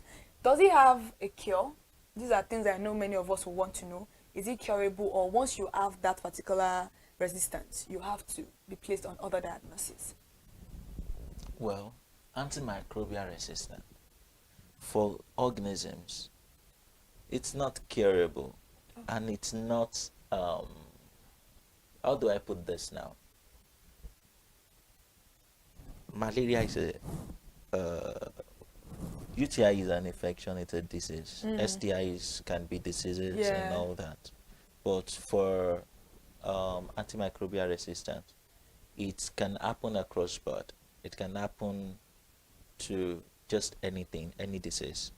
So if you are resistant to a drug, the thing is that we try to get other drugs that can work for you. The thing is that if a drug A doesn't work for you, we look for higher strength, which will cost you more money. You could have avoided that by going to the hospital or by going to a laboratory to, check on what is going on. So what we are saying is that if you develop this particular resistance, which is AMR, antimicrobial resistance, there is no cure for it. So you need, you and your medical team need to look for other medications that would work for you. And trust me, if you don't know that you have this particular issue, it is also an issue that can lead to death. Am I right? Yes, yes. Because there's some people that go for major surgeries and then they have infection from those surgeries, but you cannot treat them with antifungal or anti-malaria anymore because you're already used to that particular one and it's not working for you. And these infections can be, you know, a facilitator of death. A lot of people have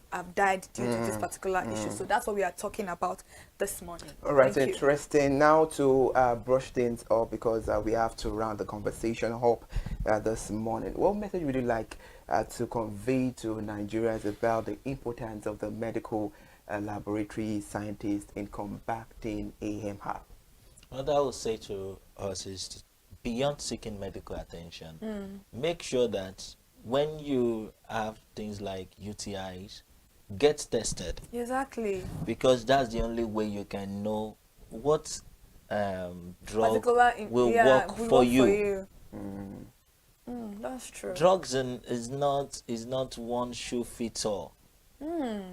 It's not one shoe fits all. The same this infection that person A has and person B has, maybe one of the drugs can treat A and not treat B. Really? So it's due to the exposures we've had over time. Okay. So the thing is, when you have you believe that you are feeling sick, seek proper medical attention. Please do. And then when you need to use antibiotics, your doctor needs to use antibiotics on you, get tested. All right, interesting. It's been a insightful and engaging conversation with the help of Mr. Oluwafemi Peters Oladele, joining us on Perspective Live in the studio this beautiful morning to talk about the crucial role of a medical laboratory scientist in the fight against antimicrobial resistance. And hopefully you've said all these things. I hope we, because I don't want to use Nigerians, because we all are Nigerians. So I hope we act swiftly to all these things, and definitely we might overcome the issue of AMR in Nigeria. It's a very beautiful conversation. Mr. Oluwafemi, thank you so much for joining us on the conversation once again. All right, we need to bring all things to an end on Perspective. Another beautiful edition of Perspective will be back tomorrow. Remember, Perspective is where we talk about all the pressing and burning issues making the round. I am Iri Ayo Mikoleke. Bye for now, and do well to enjoy the rest of your day by being productive.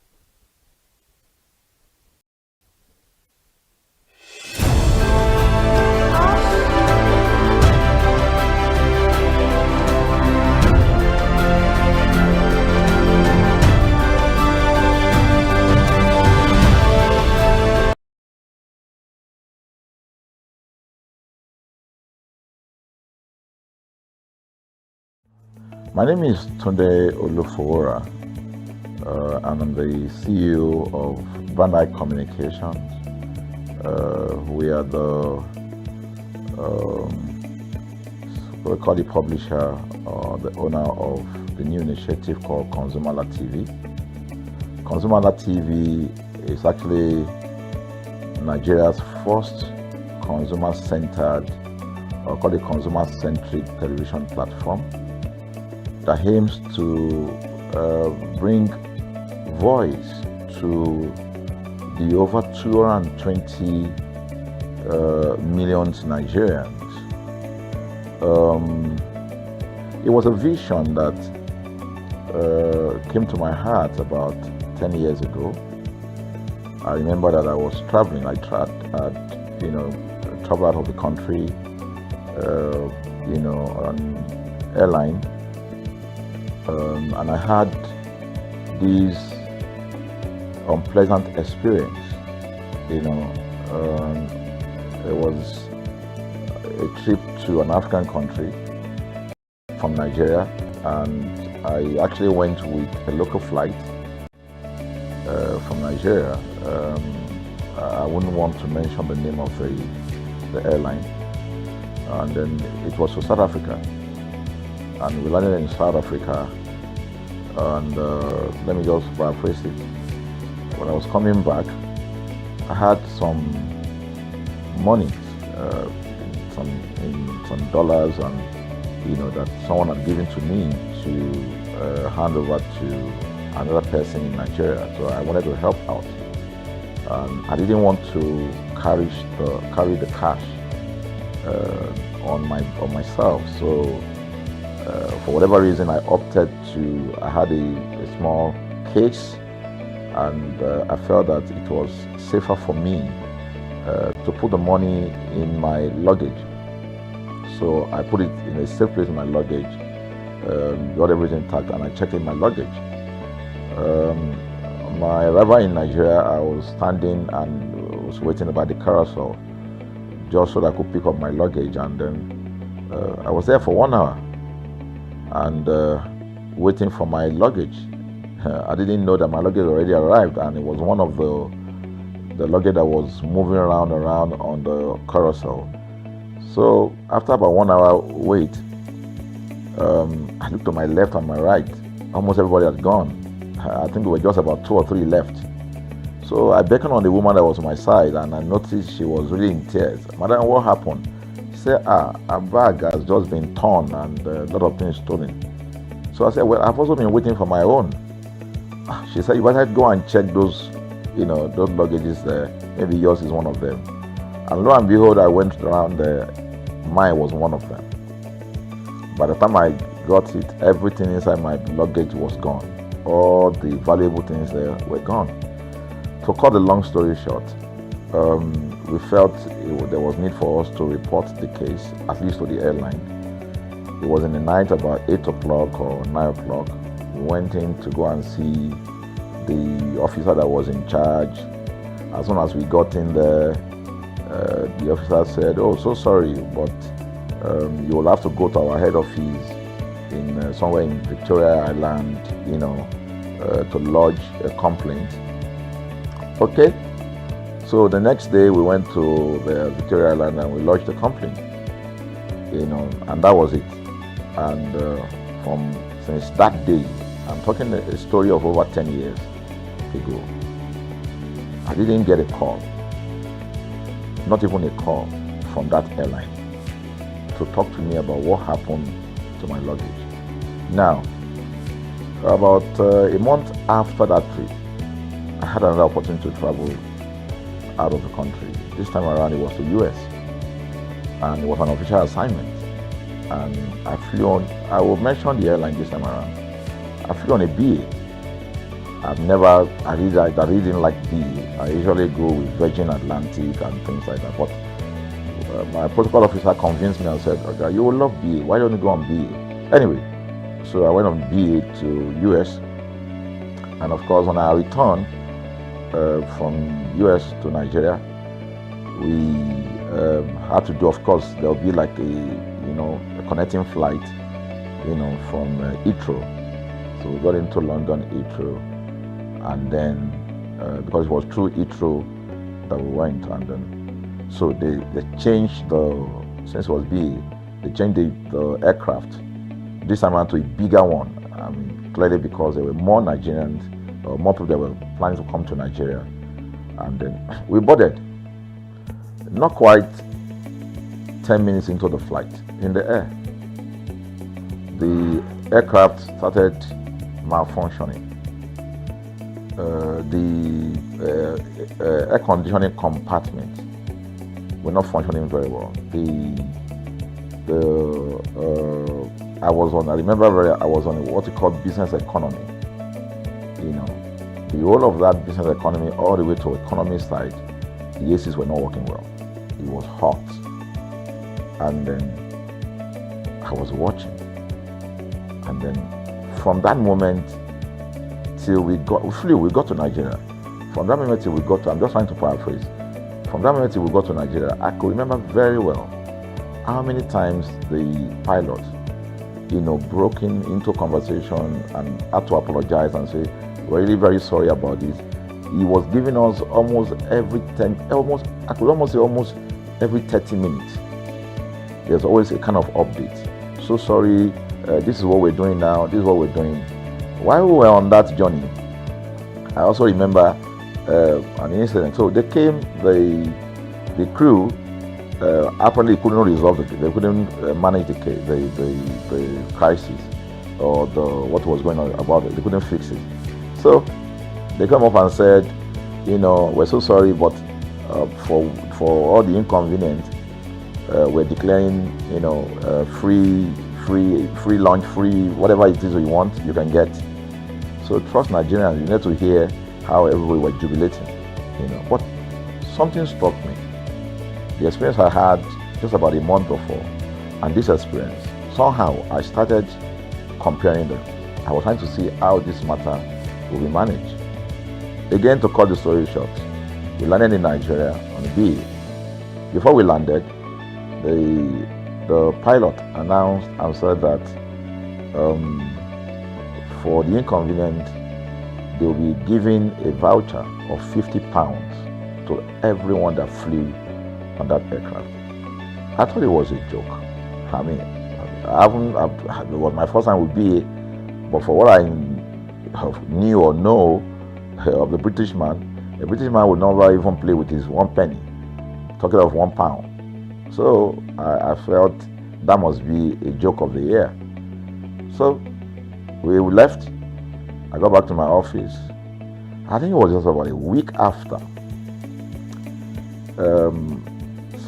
Our officer, our guys in our mail room came up and said, "Oh, you have a parcel." So I said, "Parcel?" Yeah. They bought this parcel wrapped. I opened it and boom, I bought the document out. It was the £50 voucher from BA. So what's the tenor of this story? An experience with one airline was terrible. No apology.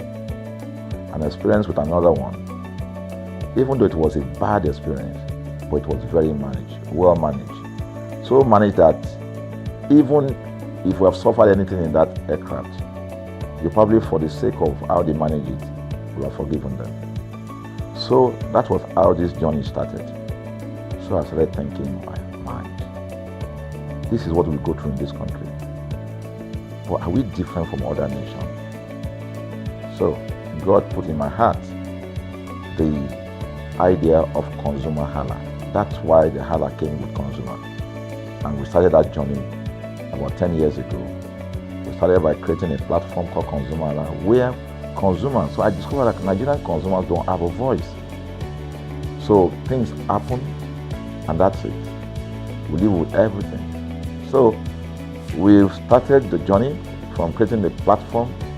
We have an app, we even have a magazine, and we thought we could move it from that to the next stage, which is the television. So the TV today, has come.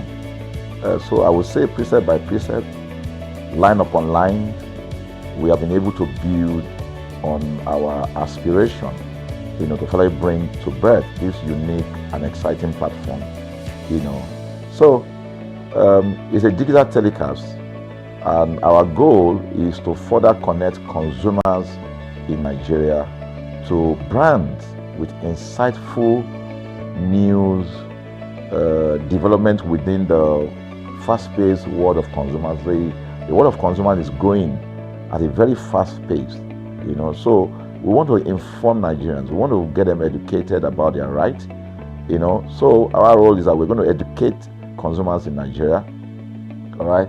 So by bringing them specialized and what you call analytical, research-based content generation that will inform, educate, sensitize the audience, So that's ConsumerHalla TV. So I call it an offshoot of our ConsumerHalla brand. ConsumerHalla brand actually was the first we call it the first consumer complaint solution portal. When we started it about 10 years ago, or about 7 years ago, it became the first complaint resolution portal. We created it so that Nigerians can actually lodge complaint on that portal. We spent a lot of resources to build a very robust platform where today, if you have any complaint, about any brand, any leading brands in Nigeria, and you go on that platform, you can actually click, just a click, you can find the brand, you can actually lodge your complaint, and once you submit it, That complaint will be routed to that organization, and within 72 hours, we will obtain feedback for you. We'll build it in such a way.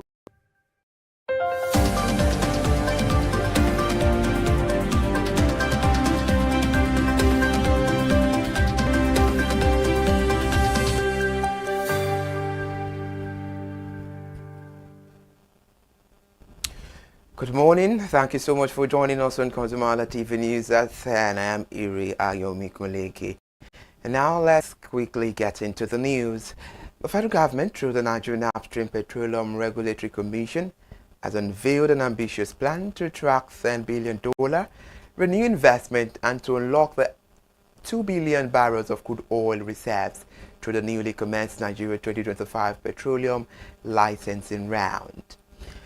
Unveiling the bid round in the FCT, the chief executive of NUPRC, being a Komalafe, said the exercise that covers about 50 oil and gas blocks across onshore, shallow water, frontier and deep water trends would help reverse decline exploration activity, expand reserves and boost national production.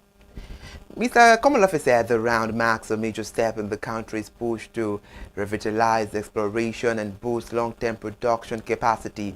He said the Commission had unveiled detailed guidelines on its portal, vr2025.nuprc.government.ng, and adopted a two-stage bidding process designed to ensure credibility, investor confidence, and fairness as prescribed by Section 73 of the Petroleum Industry Act 2021.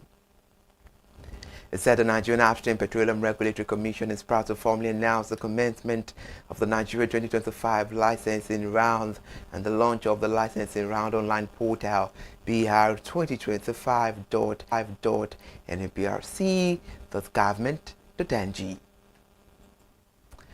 The Securities and Exchange Commission has reaffirmed its commitment to strengthen inter-agency collaborations to identify and prosecute the promoters of Ponzi schemes in line with the Investment and Securities Act 2025. The Divisional Head Legal and Enforcement at SEC, Mr. John Hale, said these are the Commission's Journalist Academy 2025 in Lagos State.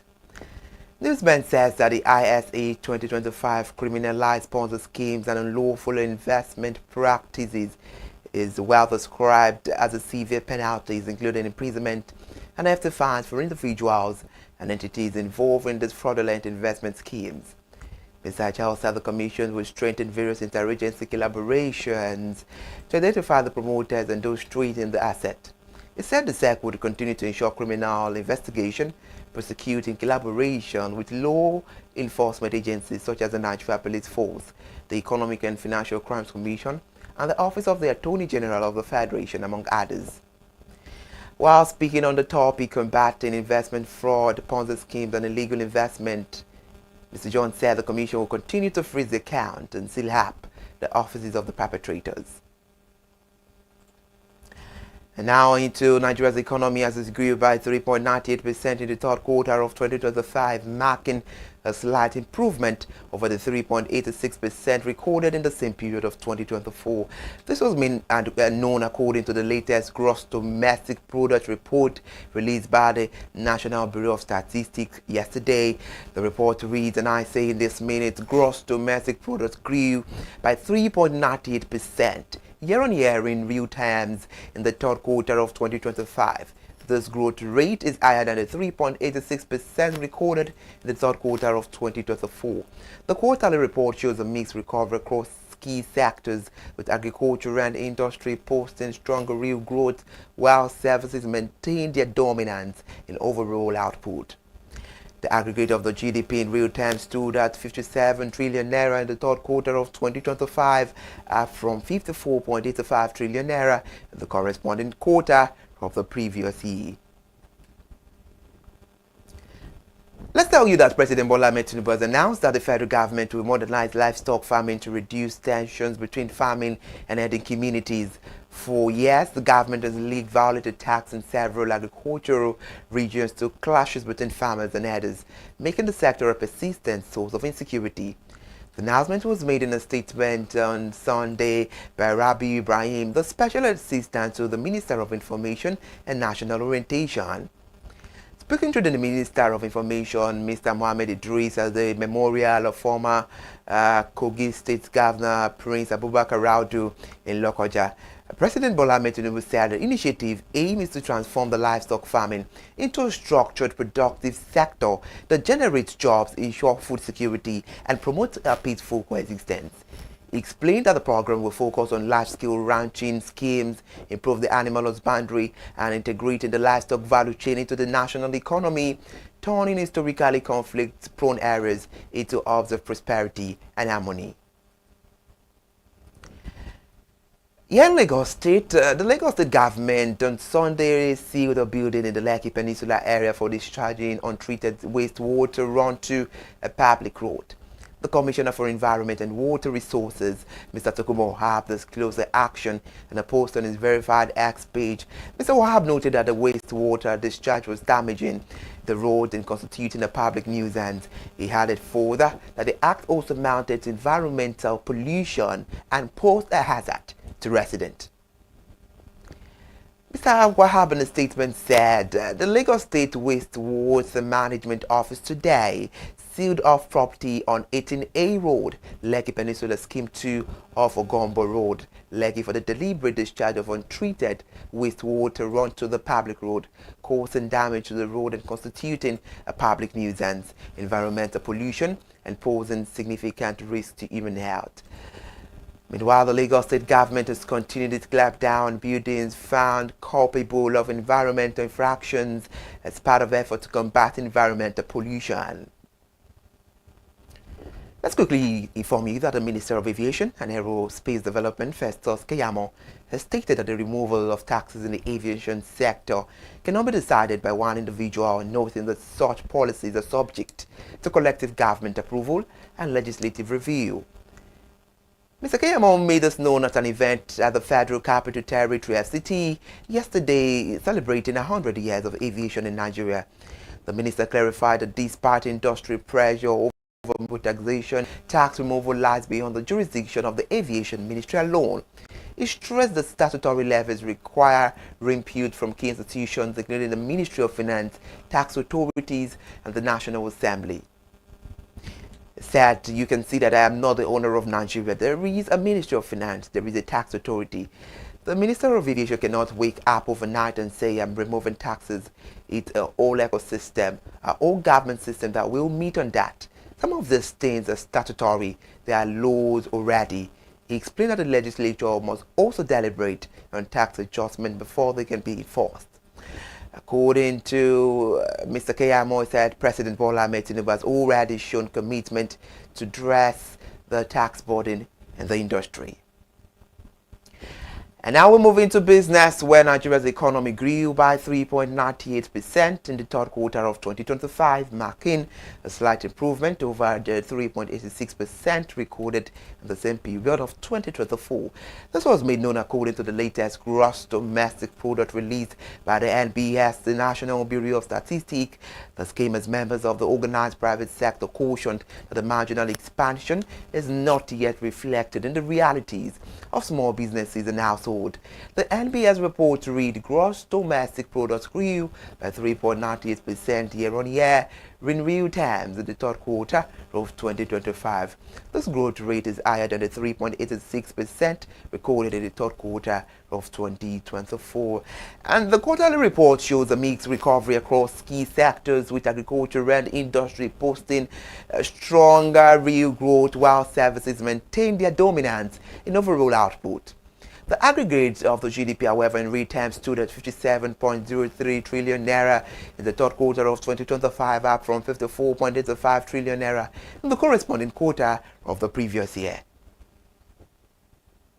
We're still talking business, but elsewhere, where the executive director and co-founder of Colton Group, Dr. Balogun Collins, has said that Africa businesses are being held. I beg your pardon there, I said that African businesses are being held back, not by a shortage of capital, but by a deficit of disciplined leadership. Mr. Collins said this in an interview with a newsman where he highlighted the ways that leadership can strengthen the business. A 2022 report titled Nigeria MSMEs Report indicated that 80% of businesses under micro, small and medium enterprises in Africa fail within the first 5 years of their existence. Still talking on the news, this is despite the continent having one of the highest entrepreneurship rates in the world. Speaking in the interview, Mr. Collins said, and I quote a statement, "Our continent is rich in potential, human, natural and intellectual, contrary to popular belief. Capital is not our biggest challenge. In fact, Africa is attracting more venture capital, private equity and development funding than ever before. On the prevalent leadership gaps in Africa businesses, the expert said, and I quote, one of the most prevalent gaps is the over-dependence on founders. Many African businesses operate like personal kingdoms rather than institutions. And founders hold critical information close, which make all the key decisions and rarely empower people to lead. This creates bottlenecks that slow down innovation and weaken the scalability. Another gap is emotional decision making instead of relying on data, processes, and long-term strategy. He further said many leaders react impulsively to daily pressure. This results in inconsistent policies, confused employees, and missed the opportunities. Thank you so much for joining us on ConsumerHallaTV News at 10 this morning. And now to end the news, the Minister of Marine and Blue Economy, Adegboyega Oyetola, has stated that Nigeria's return to Category C of the International Maritime Organization Council reflects a renewed vote of confidence in the country's role within the international maritime system. According to a statement signed yesterday by his media aide, Dr. Bolaji Akinyola, the minister disclosed this when he hosted an appreciation launch for IMO delegates in London, where he reaffirmed Nigeria's commitment to constructive global maritime engagement following the election victory. And now taking it back over the weekend, the newsman reported the Nigerian Friday secured a landmark diplomatic victory as it was elected into Category C of the International Maritime Organization Council for the 2026-2027 biennium, which marks the country's return to the global maritime decision-making table after a 14-year break. Still talking on the news, the election conducted during the IMO General Assembly in London is regarded as a significant boost to Nigeria's standing within the international maritime community, with the country reclaiming a strategic seat last held in 2011. Thank you so much for joining us on the news. Remember to stay connected via all the social media platforms, ConsumerHallaTV, and subscribe to YouTube channel for you to be well connected and informed. I am Iri Ayomikole Eke. Good morning and many thanks for watching the news at 10.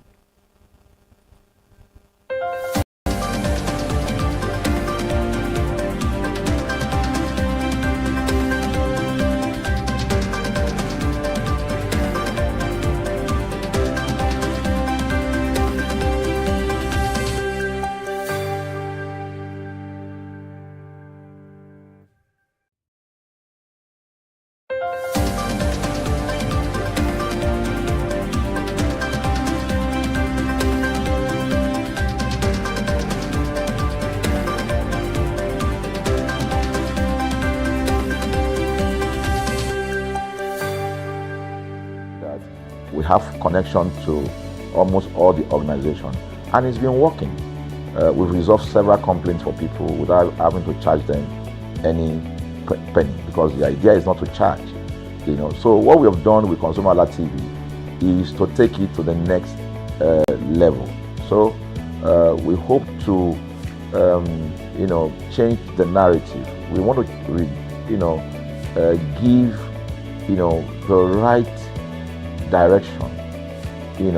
Nigeria has the largest consumer market in the world, with a population of over 220 million people. Why should we be the one that is suffering the most? Everywhere you turn to, it's as though Nigerian consumers don't have a voice. You're traveling, you buy a ticket. For whatever reason, an airline will wake up middle of the night,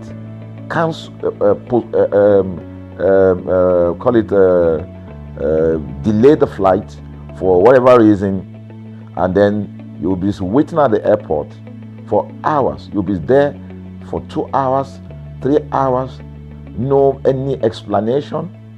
Then while you're there, they can even wake up and say, oh, flight has been cancelled.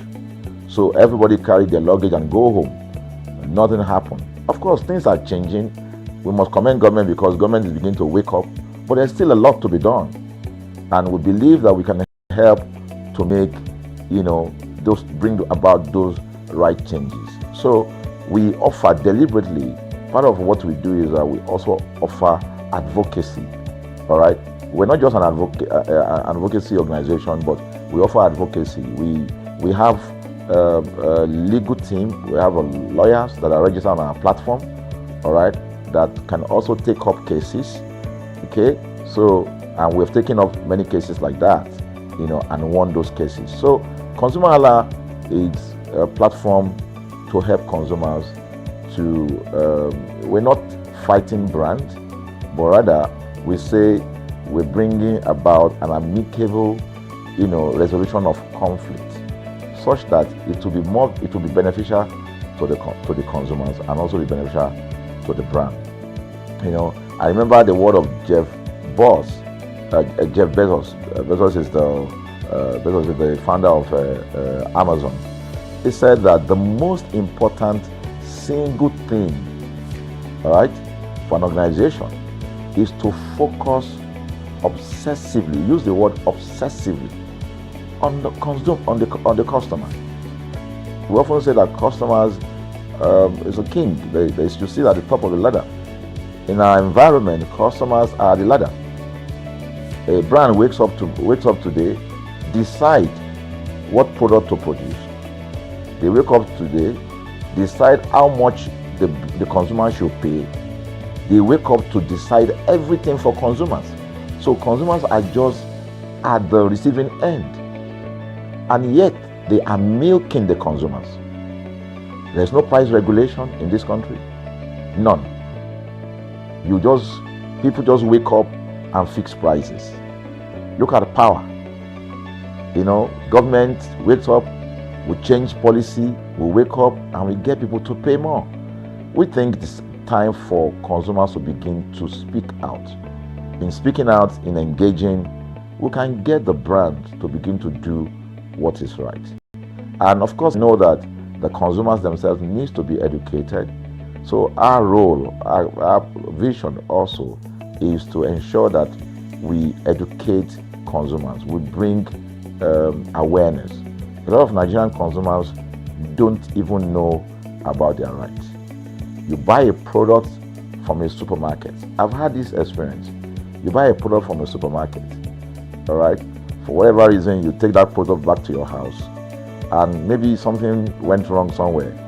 By the time you take that product back to the shop where you bought it from, and you say, Oga, this thing, you know what's going to tell you? Oga, na me make am. Na me make am now. That's why I buy am.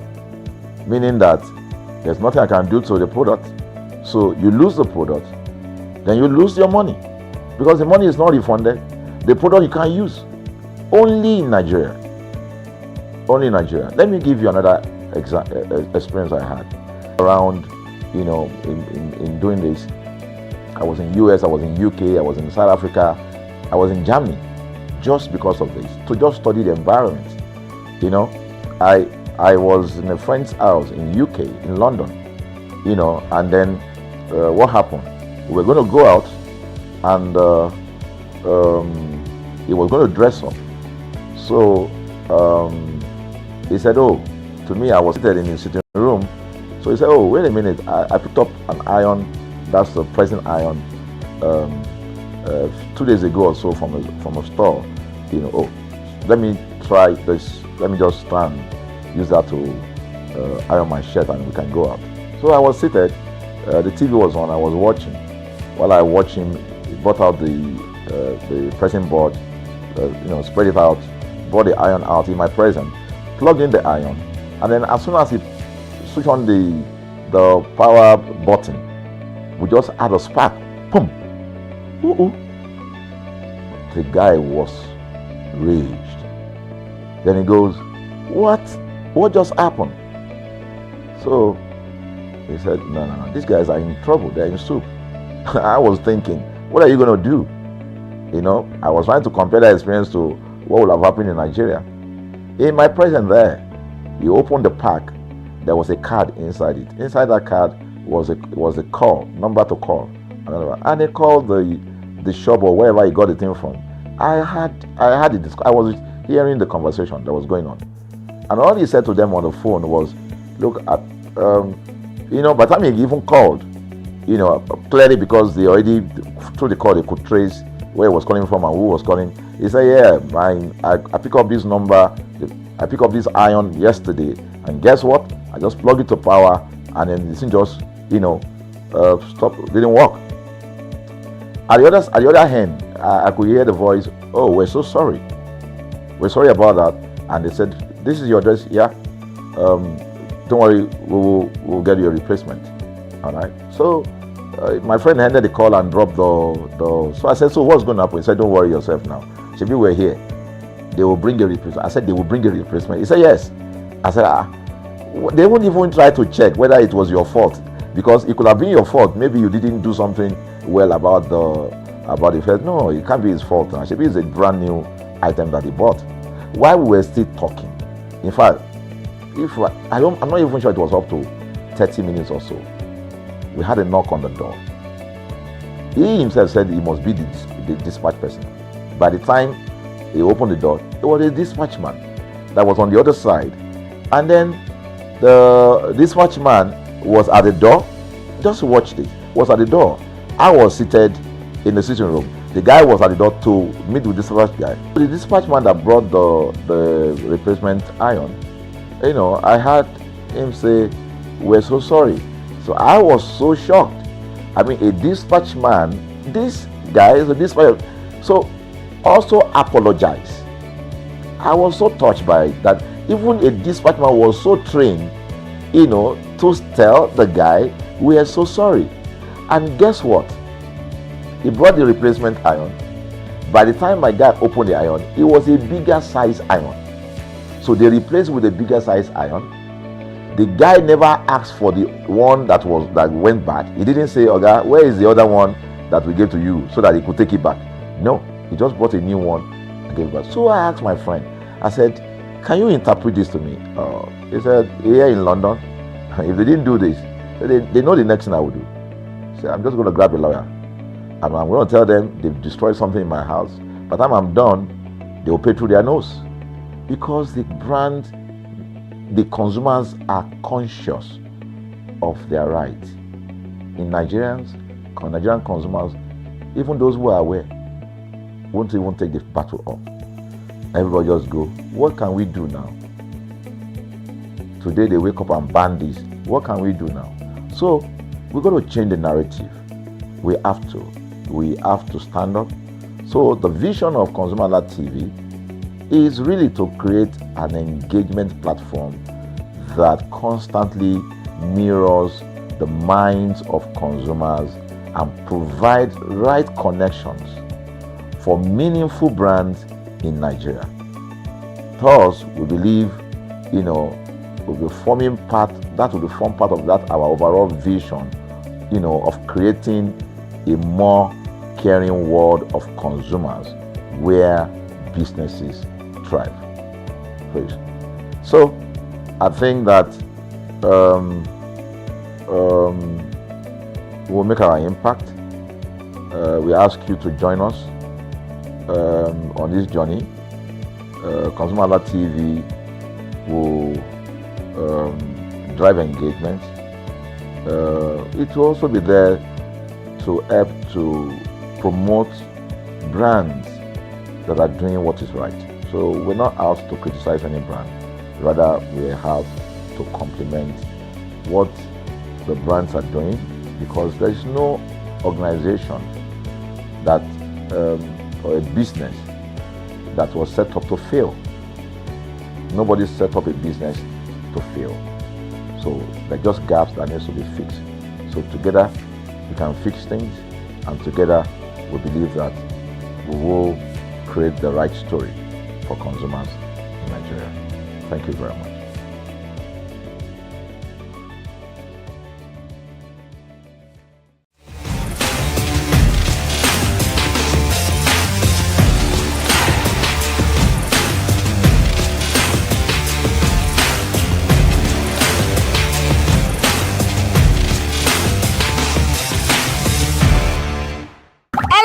Consumers, do you know Black Friday did not actually start as a shopping holiday? Yes, you heard me right. Come closer, let me tell you how it all started. Back in the 1960s, police officers in Philadelphia used that name to describe the chaos that happened after Thanksgiving. That is traffic wahala, park shops, parking slots, parking car slots, and shoplifting here and there. If you ask me, that is a lot of chaos. But in 1980s, business people just flipped it around and turned it to a business platform whereby they go from red to black, that is loss to profit. They describe it as a major part whereby their business booms very well. But then Black Friday is global, from New York to Lagos to e-commerce to marketers. They all have something to do concerning Black Friday. It is this period they slash price,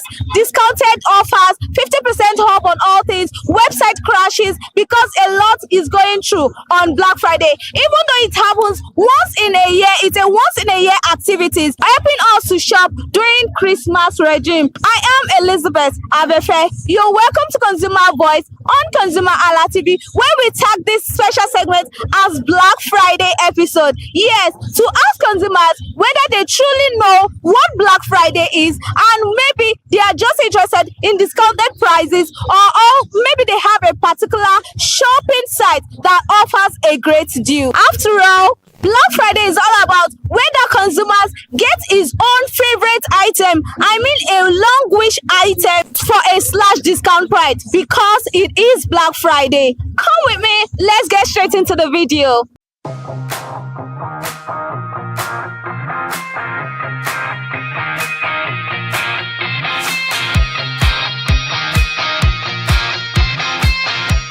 Morning, my sister. How are you? I'm good. What is your name? My name is Opemide Ashafa, CEO at Mera Fabrics. Okay, so what inspired your store to partake in this Black Friday? The reason why I partake in this Black Friday was to showcase my product, to let my product known to the public.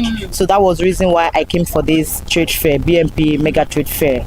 So, and I want to sell to people at discounted price since we are in this festive period. So I have to showcase my product so people should come out and shop discount awoof.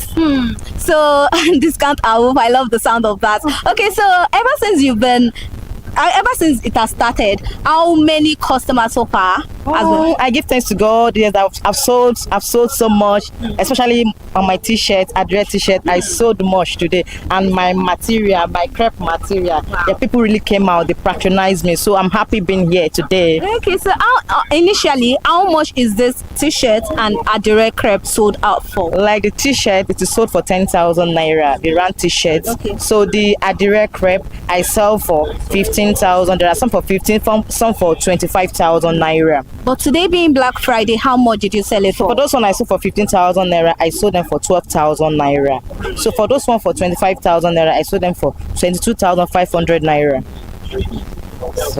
So now I can see a lot of beautiful clothing, Adire clothing here. So are there specific wears for Black Friday, or is everything that has discount on it? Everything here has discount on it, not maybe one particular. Everything, every item here, there is discount on it, and it's not for only one particular way. You can wear to office. Okay, so what is your definition of Black Friday? What does Black Friday mean to you? Black Friday means showcasing your product and giving it out to people at discounted prices. discounted prices, so people will benefit from it. So that's the meaning of Black Friday to me, Sha. Thank you very much, ma.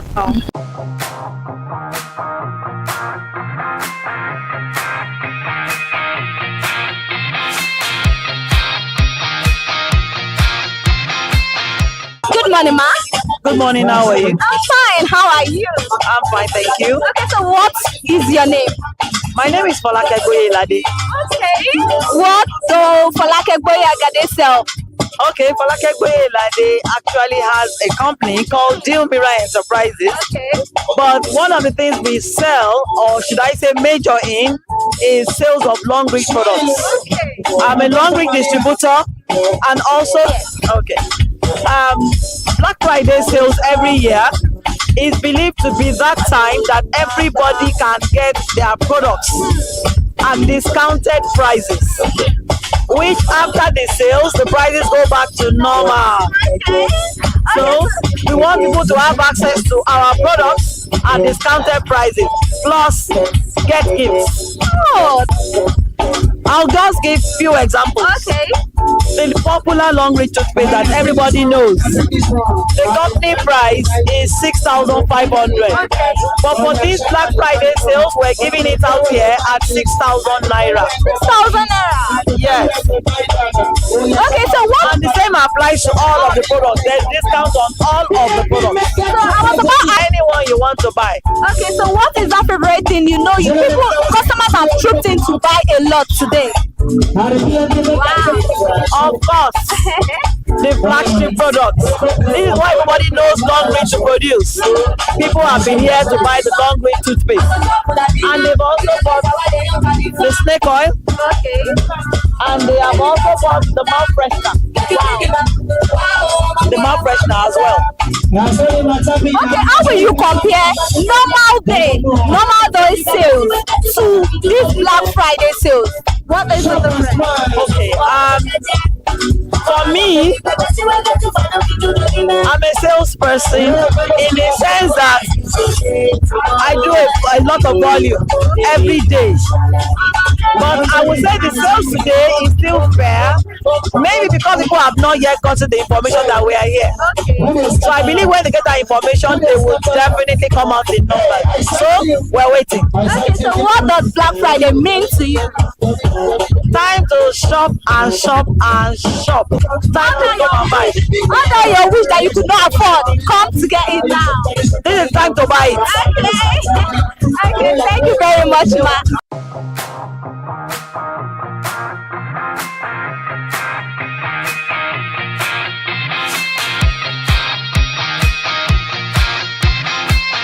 Good morning, sir.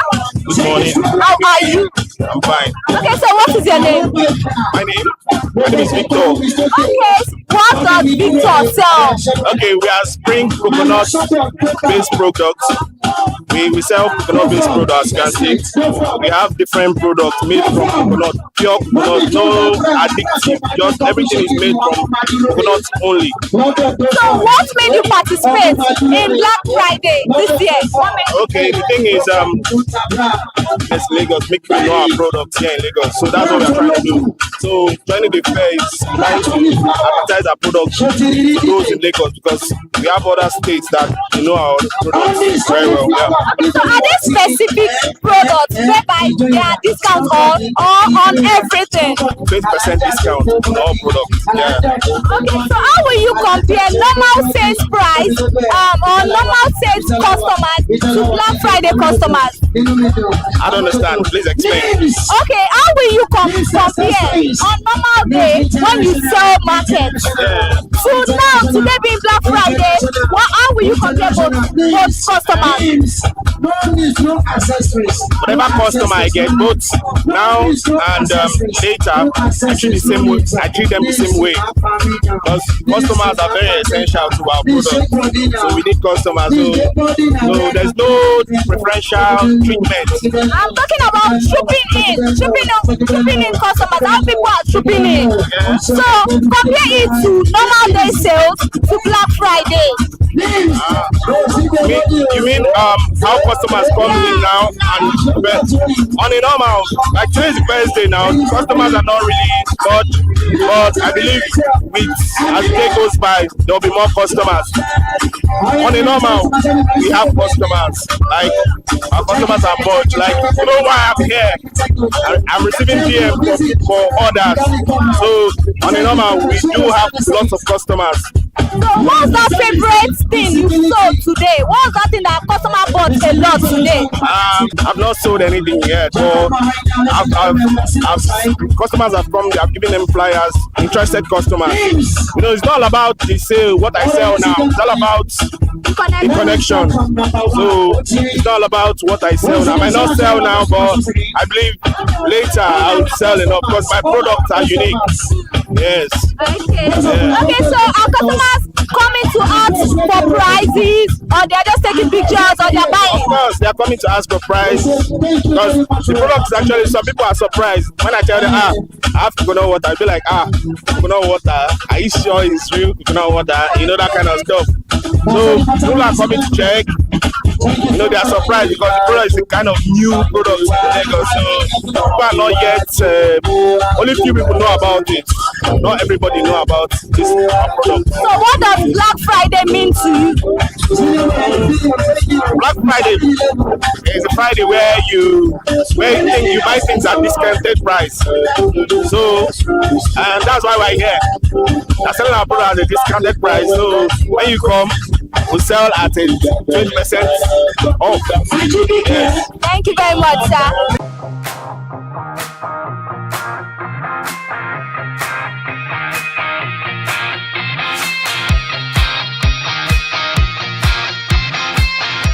Good morning, ma. Good morning. How are you? I'm fine, and you? I'm good. You look good. Thank you. Okay, so what is your name? My name is Harike Global Clothing. Okay, so why did your store decide to participate in Black Friday sale? Black Friday is about giving out to our customers from January to February, from January to December. So we are like as in giving back to the customers. So we reduce all our prices for them to come out and buy in good qualities. Yeah. So what is the discount rate? We have some 50% discount. We slash the prices. So are there a specific attire that covers the discount price, or on all attires? It's on all our attires. On all our attires. Okay, so what is that favorite outfit people have been trooping in to buy today? What is that thing you sold the most? Our direct crib, our mix and match. Okay. Our mix and match are direct. Oh, they bought a lot today. No. So how will you compare normal sales to these Black Friday sales? I will not lie to you. This Black Friday sales is really amazing. It's really awesome. No, some people just came in, bought 2 bags. You understand? Because we gave them at a very lower discount. You understand? So they were like, even some people that are even reselling, they even came to buy from us. But more of that Adire, Ankara, we short Ankaras and a direct mix and match. Yeah. So in-store sales or online, which one work for you during this sale? And now I think online works more than in-stores. Online works more because by the time we showcase online, we get more orders than people walk in. Because by doing online, we reach so many views. The views from everywhere, all over the country. So we get customers home and abroad. Yeah. Okay, so how do you now deal with the delivery during this period with logistic and all? Actually, I have a friend that has a logistic.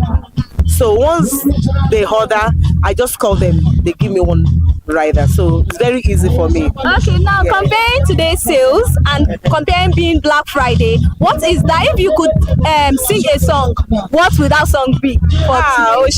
Jesus.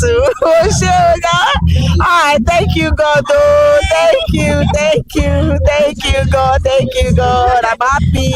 And this is just the first, and this is just day 1. Wow. And I've made the sales. Wow. So I have believe in day 2, day 3, day 4. Oh, I can't wait. Okay. I can't wait. Thank you very much. I'm really enjoying it. Yeah. Thank you very much, ma.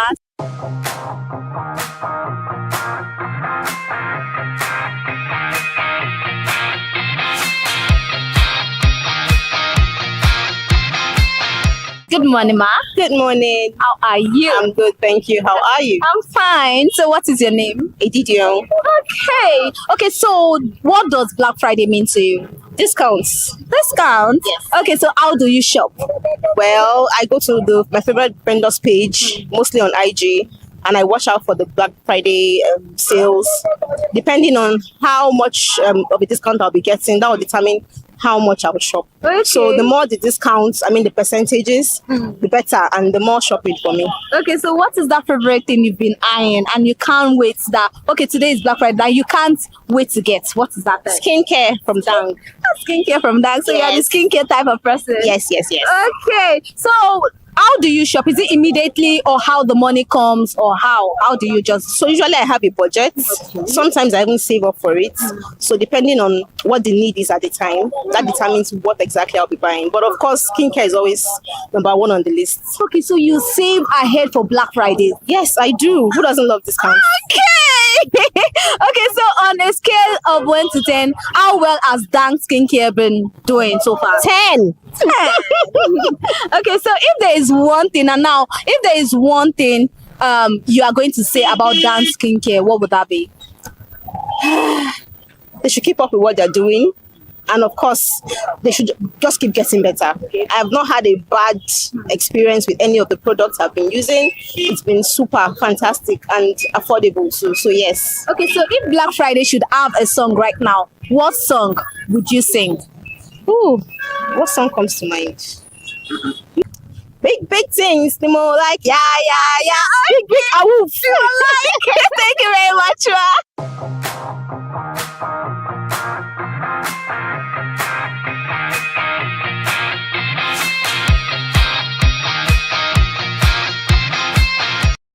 Good morning, Ma. Morning. How are you? Well, I'm good. Okay, so what is your name? My name is Margaret. Okay, so before today, do you know how Black Friday came to be? Well, no, but I've observed the practices and the tradition of Black Friday. Okay. Right from small. Back then, Black Friday was that time of the month where prices were reduced drastically, and you could buy things that you wanted to buy during that month. And that's what I've observed right from then until now. Okay, before we get to the until now, back then, before now, do you have any online shopping sites that you shop from? Well, I used to shop on AliExpress and sometimes Jumia. Okay. So that's the only sites that I could list it. Okay. So apart from those two, do you know of any other sites? No. Okay. So how do you shop then? How do I shop? I look and compare prices, then the reasonable amount that I can afford. That's what I can buy from there. Okay, so do you buy immediately or you save ahead or when you have the money? It's when I have the money. Okay. That's when I can buy this. Okay, now you said as at then. So now what is the difference? Why are you not shopping? What's that favorite thing you would like to shop for this coming Black Friday? Today being Black Friday. There are a lot. I mean, I've been seeing dresses online. Okay. I've been seeing shoes. Oh, so why are you not shopping? I thought it's discount rate. Discount is not discounting, man. Are you serious? Yes, now. Sorry. Okay. The discount is not discounting again because back then discounting, if you see 80% off, like yes, I want it. But now, what am I doing with 40% off? How many percent off were you expecting? I mean, you could see a good looking shoe, be like, okay, I will save up, or I'll wait till Black Friday once the prices are already reduced. Black Friday, but when I'm not checking this November, the price is not looking. No. It's not calling out to you. It's not calling out to me anymore. So if Black Friday should have a theme song, what song will you sing? Well, I do not know.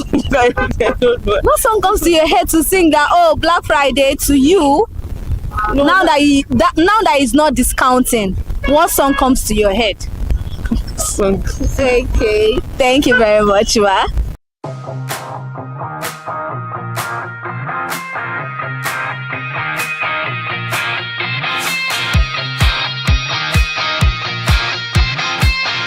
Good morning. How are you? I'm doing good, and you? I'm fine. You look good, by the way. Thank you very much. Okay, so what is your name? My name is Mesoma. Okay, so before today, do you know how Black Friday came to be? I think from all these online shopping stores, they do this thing where they sell their products at a discounted price. Okay. So I think that's where I got the idea of Black Friday. So Black Friday is where I shop for discounted price goods. So which shopping site do you shop from? So I use Jumia because it's widely known in Nigeria. Although there's this new one, Temu, now that is trending, but Jumia is like my safe space. Okay, so then how do you shop? So I just go to the app because I'm already logged in. I then pick out what I want. I add it to my cart, then pay for it with the shipping fee and all that, and it gets delivered to me. So how do you shop? Do you save towards it, or no, it's not impulse. Definitely not. I work, so I know how money is being made. So I would say that I save towards what I want to get. So yeah, definitely save towards it. Okay, so for Black Friday, what is that thing you've gotten? I haven't really gotten anything as of now, but I would be some clothes, some like hair dryer, and like hair stretcher, because I think for my hair. So I think that would be what I'll get. So on a scale of 1 to 10, how well will you rate Jumia shopping sites? I would say they're very efficient, so I'll give them like an 8 out of 10.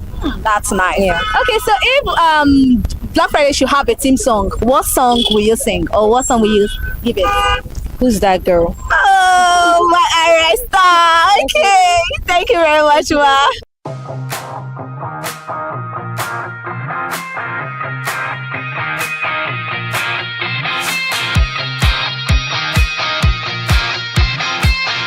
Good morning, sir. Good morning. How are you? I'm fine. Okay, what is your name? My name is Gregory Eddie. Okay, so before today, do you know how Black Friday came to be? Actually, yes, I learned from a friend how it works. How? So it's actually like a promo deal where they have to slash prices down for people to get to buy the product that they want. So which online shopping sites do you know, or do you use on Black Friday? Jumia. Yeah. Apart from Jumia, which other one do you know of? Yeah, I know of Temu. I know about All Express. Yeah, but So how then do you shop? It's easy. Jumia makes it easy. Just pick or select. You actually know what you want to get from the very beginning. So you just go there, pick the product you want, check the price, and also the delivery also. Yeah. So how do you go about it? Did you save towards it, or you just know this is what I'm buying, or impulse buying? Well, mostly so. There's also this thing they call shopping fever. Okay. So I actually don't have it, but there are some people who will just go to apps and just look around to find something to buy. But for me, it's different. If I need something, I just get to go there. It's somewhere I just. Okay. So this year Black Friday, what is that thing you need that you've gotten, or you know that you will get? Well, actually, for the new Black Friday, I have not made any purchase yet. So, but majorly the things I would have loved to buy were notepads. Yeah, there's this particular notepad I have in mind I wanted to get. So I actually put it in my wish list there, but because I've been busy, I've not really had chance. I also had in mind to get this freezer. Yeah, Hisense too. So, yeah. Okay, so when will you get it? Well, possibly December, because it's still going into December. Yes. If you have a theme song to sing for Black Friday, what song will you sing? I don't really know. But the thing is that it looks like the economy is really affecting Jumia too. They are not really slashing the price well like before. The thing they hit them seriously, so they are not slashing it as they used to. Yeah, but for the song, I don't really know. Okay. Thank you very much, sir.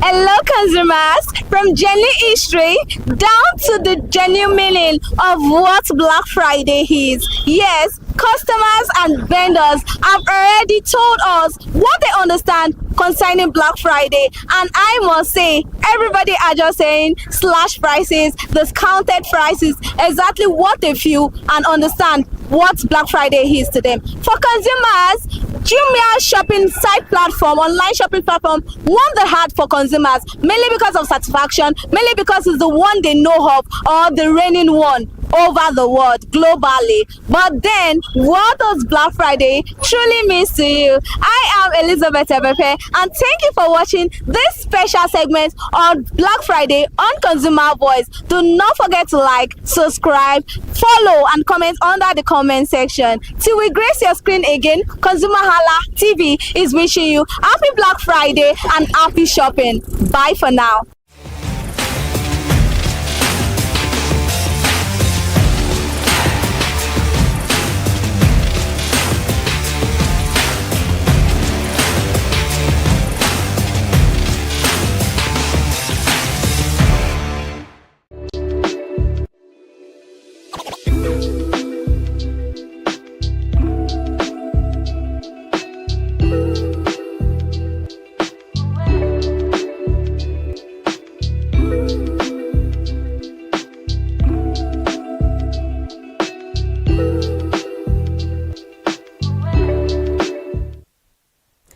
Thank you so much for joining us. It's a beautiful Wednesday afternoon, and it is Share Your Brand Experience on ConsumerHalla TV. It's about storytelling. It's about we having your vision, your experience about a brand industry. Thank you so much for joining us. I am Ire Ayomikunle Eke. All right, thank you so much for joining us once again on Share Your Brand Experience this evening on ConsumerHalla TV. I'm Kike Lomo Ajibola. You know how we do it, like I said, like we always say. Please follow us across all our social media platforms, Instagram, Facebook, X, TikTok, and on YouTube. Especially subscription is very, very free for you to always watch us every weekdays from the hour of 8 a.m. to 6 p.m. This is another beautiful edition of Share Your Brand Experience, and we are here to talk about another exciting topic. Good afternoon. Good afternoon, Kike. I was just about turning to you because what we're about to talk, what we're having on the table that we're about to dissect, we've had this conversation quite a lot of time, but now with the situation of things, it does not look like it is stopping soon. So that is why we still have to talk about it, because we need to create an awareness. We're talking about customer care service, and according to statistics, customer service in Nigeria remains a present issue across sectors such as telecommunication, vitality, and public services, despite some gains from digital transformation. Many Nigerians still face long wait times, poor complaint handling, and a lack of professionalism. The state of customer care service in Nigeria, a 2023 no-poll survey showed that 61% of Nigerians are dissatisfied with the customer care service due to poor communication, lack of empathy, and slow complaint resolution were top issues. The telecommunication and power sectors performed worst, with PHCN, Airtel frequently, and Airtel most times cited for inefficiencies. And for real-life experience sharing, and for more insight on how to get statistic right about customer care service, we have Adela G, who is an healthcare provider and also a seasoned on-air personality, OAP. Join us virtually on the program all the way from Ibadan for more awareness. Adela, good evening. Thank you so much for joining us on the conversation. Yeah, good afternoon. I'm honored to be here. All right. Can you hear me? Thank you so much. Yeah, of course, I can hear you well. Thank you so much for joining us. Okay. All right, the pleasure is mine. And how is Ibadan doing this evening? Well, for the sun, it's really, really hot. All right. Alafia Lawal. All right then. I don't think she's from Ibadan, actually. That doesn't sound like someone else from she's not for you, absolutely. Yeah. Oh! Now, all right, let's get into the insights, the conversation. Can you please share your real-life experience, because it's needed, the one you've had about poor customer care issues, in brief? All right. Okay. So basically, I'm someone that loves explaining things in details. So I would start. It's happened to be a night time. So we were going out to get inhaler for my mom. On the way, you know, this rough guys, they snatched our phone and we rushed to the bank. It was late already, so we rushed to the bank to inform the security and also called the customer care service, informing them to block the account, to lock the account, so they would be able to find something funny to do and all that. And which they said they'll be honest, they will do it and stuff like that. Only for us to get back home, and in the middle of the night, around 12 a.m., 1 a.m., we started receiving debit alerts. We're not wondering, as we called these people and informed them already and told them about the situation of things on ground, and they told us they would do something about it.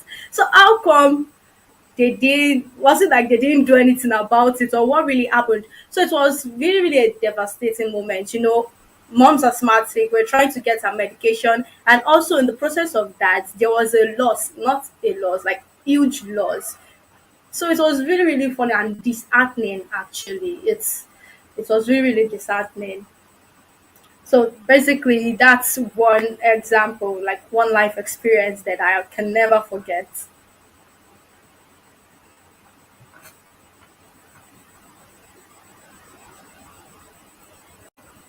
Hello.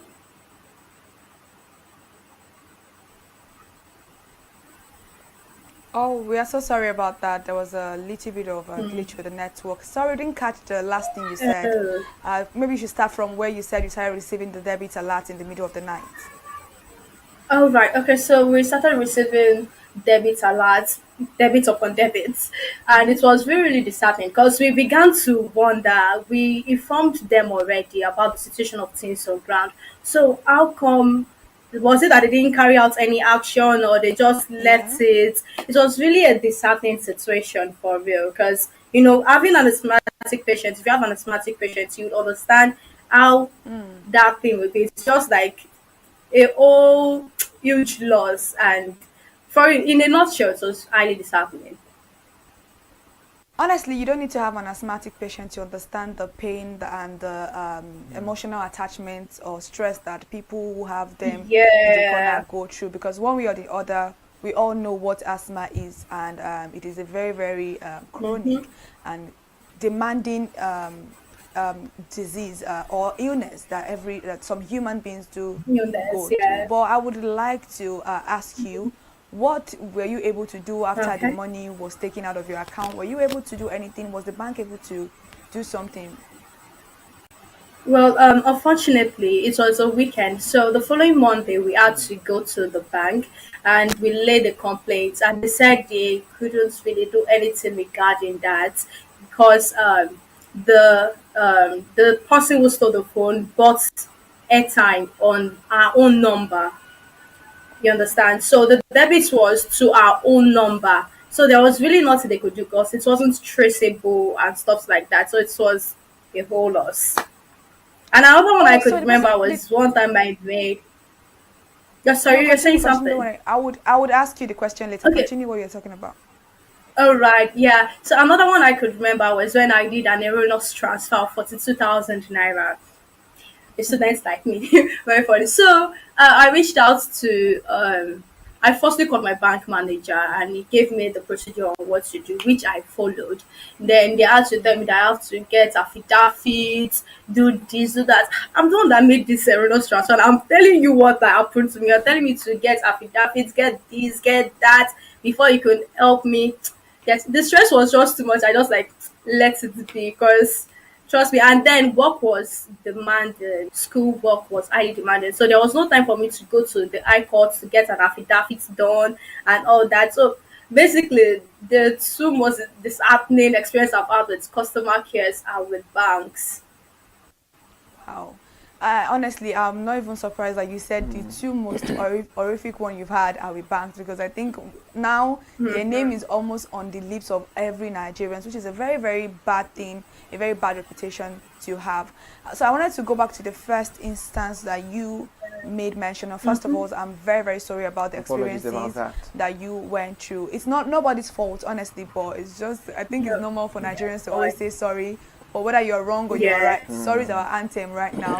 So you said the person didn't just remove the money. Definitely. Yeah. She was buying the person. Okay, he or she was buying card into their own on their SIM. Was that it? Yeah, exactly. Yeah. So why No, can't they? into our own sin. Yeah, Like why can't they our now number. into your own number? That is very smart. I give it to that. Yes, exactly. Dubious. You can say that again. Oh, I just got it now. So the person was Very. buying card into your own SIM Yeah, card. you can understand the point. Yeah, so the person. Oh my god. Mm-hmm. This is the first time I'm hearing Yeah. this, honestly. Like I always say sometimes that Nigerians, we are full of knowledge, but most of the time we use our knowledge for illegal things. I've never in my life will I think of somebody stealing your phone, then using your own money to buy airtime into your own SIM card. Because one way or the other, they're going to make money. They're going to sell that card from that particular. That was the first I would see as well. Wow, that is. You can I'm imagine. sorry, the person that stole your phone. This is not the first time they are stealing phones. He's a professional. Very, very big professional thief. Because yeah. Oh my God, you. All right. Now we apologize for your experience and thank you so much for sharing that with us. And that would definitely create another awareness for people watching the program. Absolutely.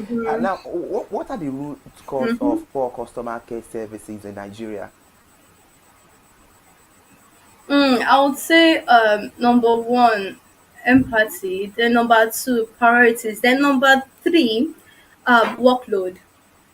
I mean, I've been to banks. I'll start from number three. I've been to my own bank. I use Fidelity, and sometimes I would see the customer care section filled up. Even when I go to Zenith, I see the same thing there, filled up, and there's this each queue. People waiting for their turn and all that, and we are just seeing just two customer care service. It's sitting Always two just for two. the I don't number know of why. people on the queue. You get, so the workload on these people is way too much than what they have on ground, way too much than the staffs. For customer care services in Nigeria, because stylishly, knowingly or unknowingly, it has become a cankerworm and has eaten deep into the customer services system in Nigeria. Okay, so we all know that the world is fast evolving. So I'll feel if they can implement technology more and AI, the use of AI. Using MCOPA, I don't know if you've heard about MCOPA.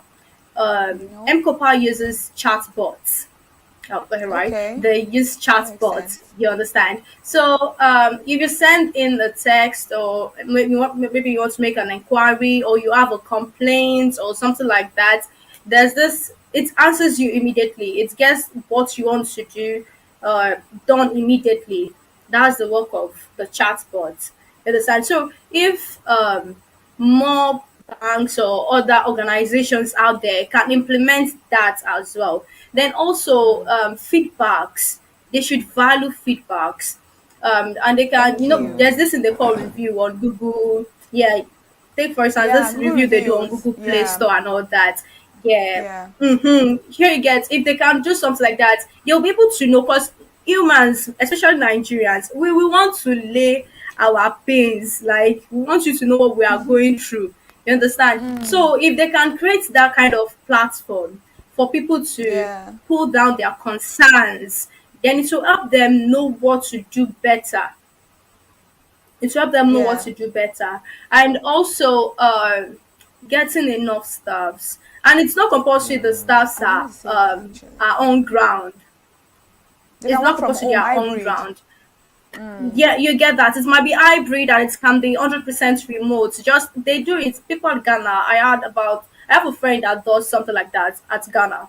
So if it can be remote, it might be, since you have a laptop, you can just employ people. So they get this thing done.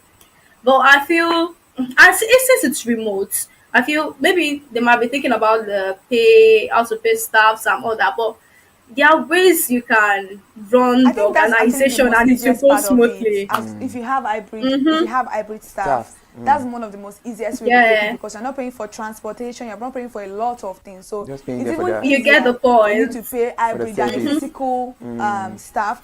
And so let's backtrack a little bit, because I wanted to ask you some questions, but in this Alright. question that you just Okay. answered, she answered a little bit of it. Alright. For me, I think particularly empathy is the biggest problem that we have in customer service in Nigeria, because it's not just the manufacturer now.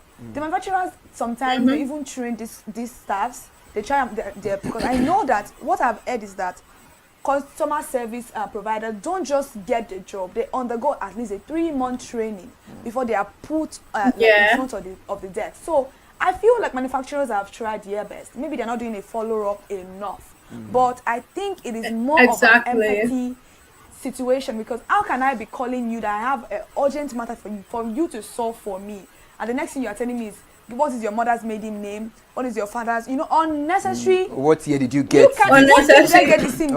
A SIM that I've been using for more than 12 years. How am I supposed to remember when I got that particular SIM? So these are issues that we need to deal with the staffs themselves. Thank you very much. And also the fact that the workload, like you said, honestly, it is too much. Most banks always have just 2 customer service on ground. You will see 20 on seat. Do you not know what is funny is that it's only in customer service that you will see chairs lined up in front of the people, because they know that you're going to wait a long time. It's a strategical then thing. They give you a form to fill. Thank you very much. Just to waste your time on unnecessary things that you can easily go there, explain to them. Even though you want to document things a little bit, don't give me a full, sheet of paper for me to start filling whatever I don't even understand. Exactly. An exam. You get so it. It's more of an empathy, because it's very, very sad, and it can be personal, because I have gone through customer service issues, and I'm very sure almost everybody has gone through customer service issue. Then another thing, I want to say something. Another thing that I feel they should say information on your system. So why are you stressing me to go all over again? You can just ask for my name and probably my phone number or something, then bring it out. Like hospitals does that nowadays. The hospital I once worked at, all you just need to do is just input the patient's name, then the rack where the patient's card is. Life has by their card beyond. number. In fact, some you get it. Even if you don't want to tell your name, you can just give them the last number of your card. Even in university, they bring it for out. a clinical, it is most likely your card number they're going to use. They to have search for no no name. Not like they will give you a full scrap sheet for you to start writing jam questions and the likes. Thank you so much, Adela Aji, for your beautiful insight. And with everything you've said, you've nailed it, starting from the root cause and to the solutions. I think it's time the banks and all other service providers now start to know that this is 2025, not 2005 again. We are in the Gen Z world, not in the analog world. The issue of you asking me formed, it's tiring, and very tiring. You start to crack your brain about what you registered with them for almost like 10 years ago. I mean, what I was thinking 10 years ago when I wanted to I can't remember bank with you or engage business with you is different from what I'm thinking now. So thank you so much for bringing all those beautiful insight. And I think with the workload, of course, it's so tiring on them. You can see them; they get tired easily. Most of them will tell you, "We are coming." Maybe they'll go to restroom and go somewhere to even physically in bank. Exactly. They will leave customers. I don't know where they do that because I'm very sure other countries don't do this. This is very, very distressing. Like I said earlier on, it's more of the staffs that have that issue, because you would see customers queued up and you will walk majestically out of that customer's presence. That's your job. You should have a fixed time.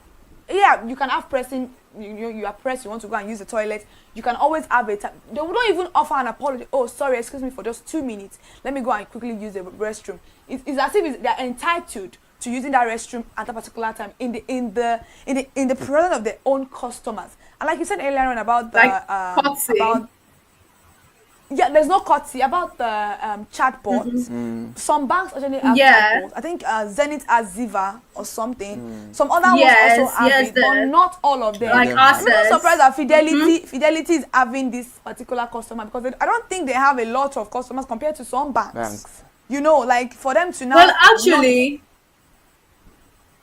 Well, actually, I would say basically, I don't mean I could go through all those process. Probably they would have done something, but due to my own work schedule, I could not go. But I heard that it's not only for Fidelity. It's not only for Fidelity. It's all of them. I'm just saying that they could have prioritized you, because I don't think Fidelity has that much customers compared to some other banks. And honestly, all those unnecessary, go to this place, bring your NIN, bring your affidavit. What do I need an affidavit for? Am I changing something in my bank? I don't know. I just feel like some of the time they just need to buy time for themselves. All these things are absolutely not necessary, and I think government needs to regulate these rules, particularly for consumers that are actually using these things, because it's very tiring for me to lose money, and then it's taking me 6 months to collect this money back. Thank you so much, Adela G. And I support I support you 100,000,000 times about the government need to do a whole lot of reform and regulation. And now, if you are talking about the government, I think it's right time. There is an English adage that says charity begins at home. We find of course, if you ask me, I know that one of the main reasons why empathy is lost is because we are humans, and we know the way we are always desperate when we get a job. And now maybe they've gotten the job, they are relaxed, they feel like they are on top of the world, at their comfort zone, and they start mistreating people. So definitely, if anybody would talk, if consumers would talk about a particular, they will not call the name of the staff. They will not call Irayomi Kole, they will not call Kike, they will call this bank. So thank you very much. So I think it's high time for the top officials of the bank to the always, manufacturer himself, the manufacturers, maybe the top executives of these banks, of these service providers, to know to call a round table meeting, to just a meeting, an awareness that will start as a subtle reminder of the reason why we employ you in the first instance. And thank you so much for those beautiful insights. I think with all these things, if things are properly done, because we have a lot of people that say this is Nigeria, anything goes, but we will never stop doing that, because we are media and we keep creating awareness until they do the good and right thing. Thank you so much, Adela G, for joining us on the conversation all the way from Ibadan, health care provider and a seasoned on-air personality. Such a beautiful one, such an amazing analysis. We appreciate you. Thank you. The pleasure is mine. I'm glad to be here. Before you go, all right. Before you go, for 1 minute, let's have your concluding remark. Okay, so basically, I would say we all know how Nigeria is, and if the customer care wants to be better, it starts from the personality itself. So you should always remember that as a customer care provider, the top of your list as a customer care provider, your number one priority is the people, is the customers. Sure, you understand? So you have to know that to get them comfortable, you have to be out there to do everything to get their needs met. Truly, some customers will be so frustrating. Yeah, they might be frustrating at times, but it's just that's where this stress management comes in, anger management comes in. So you just professionalism comes in. Sure, you get. So you just have to know that you have to be calm, no matter what. You have to be calm. You have to mind your speech and do everything you can in your power to meet with their needs. Thank you very much. Thank you so much, Adela G. I'm highly impressed. Thank you so much for joining us on the conversation once again. Please do well to enjoy yourself and say me bye to the people of Ibadan. Oh my God. All right, so Odabo. Yeah, Odabo. All right, thank you so much for joining us. That's a very insightful conversation. It was brief, short, and concise. It has all the information needed in it. But I think the one that is quite amazing to you is about the issue she had whereby using to buy ATM. That's very smart. You know, Ibadan don't pay it's called Like it is Ibadan. So I don't be surprised. You know, there is an adage in Ibadan that when you steal something, when they steal something from you, Ibadan people will tell you, why did you put it in the place where the thief came to? You know, I jacked that stuff from you. One man ọmọ Ibadan tí ó jalè ojúlówó pé ìwọ náà ṣe gbé níbi tí olè máa ti gbé. So please let us all stay very careful, a very beautiful insight right there. And I'm sure if all these things are properly done, there will be changes. Definitely, of course, there will be changes. All right, we need to bring everything to an end on Share Your Brand Experience. I enjoyed myself, and I know Kike too enjoyed herself on the conversation. We'll be back again next week Wednesday for another insight. Kike, we would not get tired if it's to keep calling people from top for them to share their experience, and you know, this reaching out to the audience, right, reaching out to the right authorities, and you know, creating a very high level and range of awareness. That is when they will stop. Definitely we'll keep doing what we know how to do best till they get their awareness and get the message you are passing across to them for the betterment of Nigeria. We will stop. Thank you so much for joining us. I am Ire Ayomikunle, aka. We'll see you next week by the special grace of God. Do well to follow us on all our social media platforms. We love you. Enjoy the rest of your evening.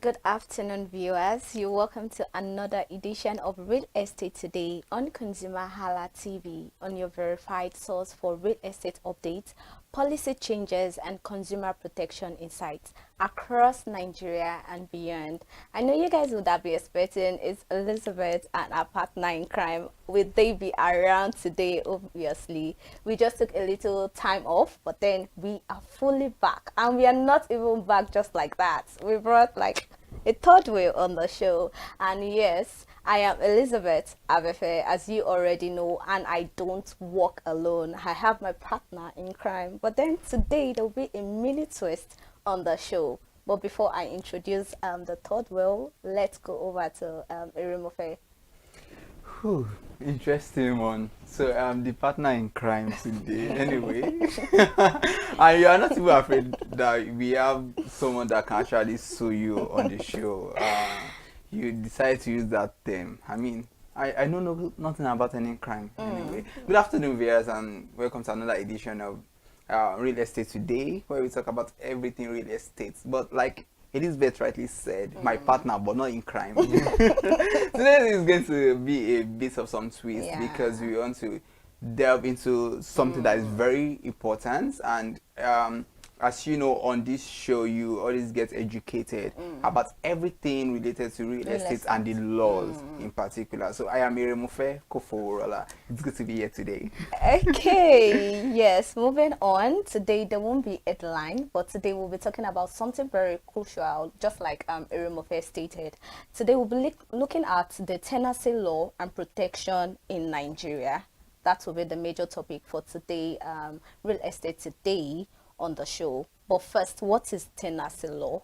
Tenancy law refers to the legal framework that regulates the relationship between a landlord and a tenant, defining their respective rights and obligations regarding a rented property. That is what the dictionary gave to us. But then we actually do have a legal practitioner here with us, and joining us today is a legal expert, Alex Afolalu, a Nigerian lawyer with almost a decade of legal practice, and he is the managing partner of Alex Afolalu and Co., a property and corporate law firm in Nigeria. He is committed to protecting investors and helping Nigerians make informed property decisions.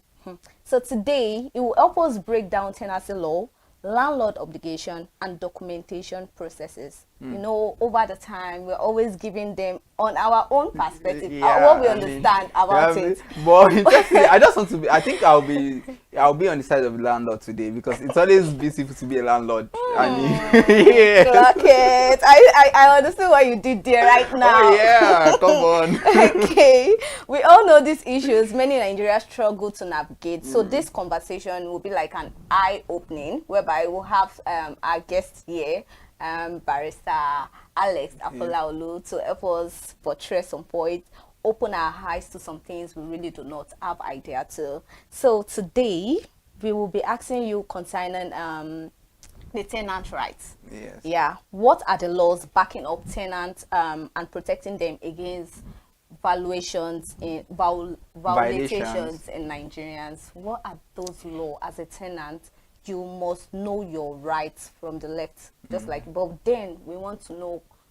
Are there specific laws that back up as a tenant? She's a tenant, and yeah, because I can't really say I'm a landlord. And are there laws specifically for tenants like so that to against any form of violation from a landlord like me? Yeah, I see. Yes, thank you for having me on the show. Yeah, it's a great honor to be here. Yeah, so more often than not, the relationship between a landlord and a tenant doesn't have to be a very difficult one, actually. As long as the both understand the fact that there are actually some laws that are actually guiding their relationship. And if they adhere to these laws, there won't really be a problem. So, speaking on your question, what are the laws guiding tenants in Nigeria? Well, the first thing is actually the Constitution, right? That's the ground, that's the foundation of actually, of every law in Nigeria. That's the foundation, right? Then we have a tenancy law of each state. Now, in Lagos State, we have a Lagos State tenancy law of 2011. Now, then we also have the courts or the judicial system rules. Now, those three things put together, they are there to actually protect, the tenant and also guide the relationship that actually exists between the landlord and the tenant.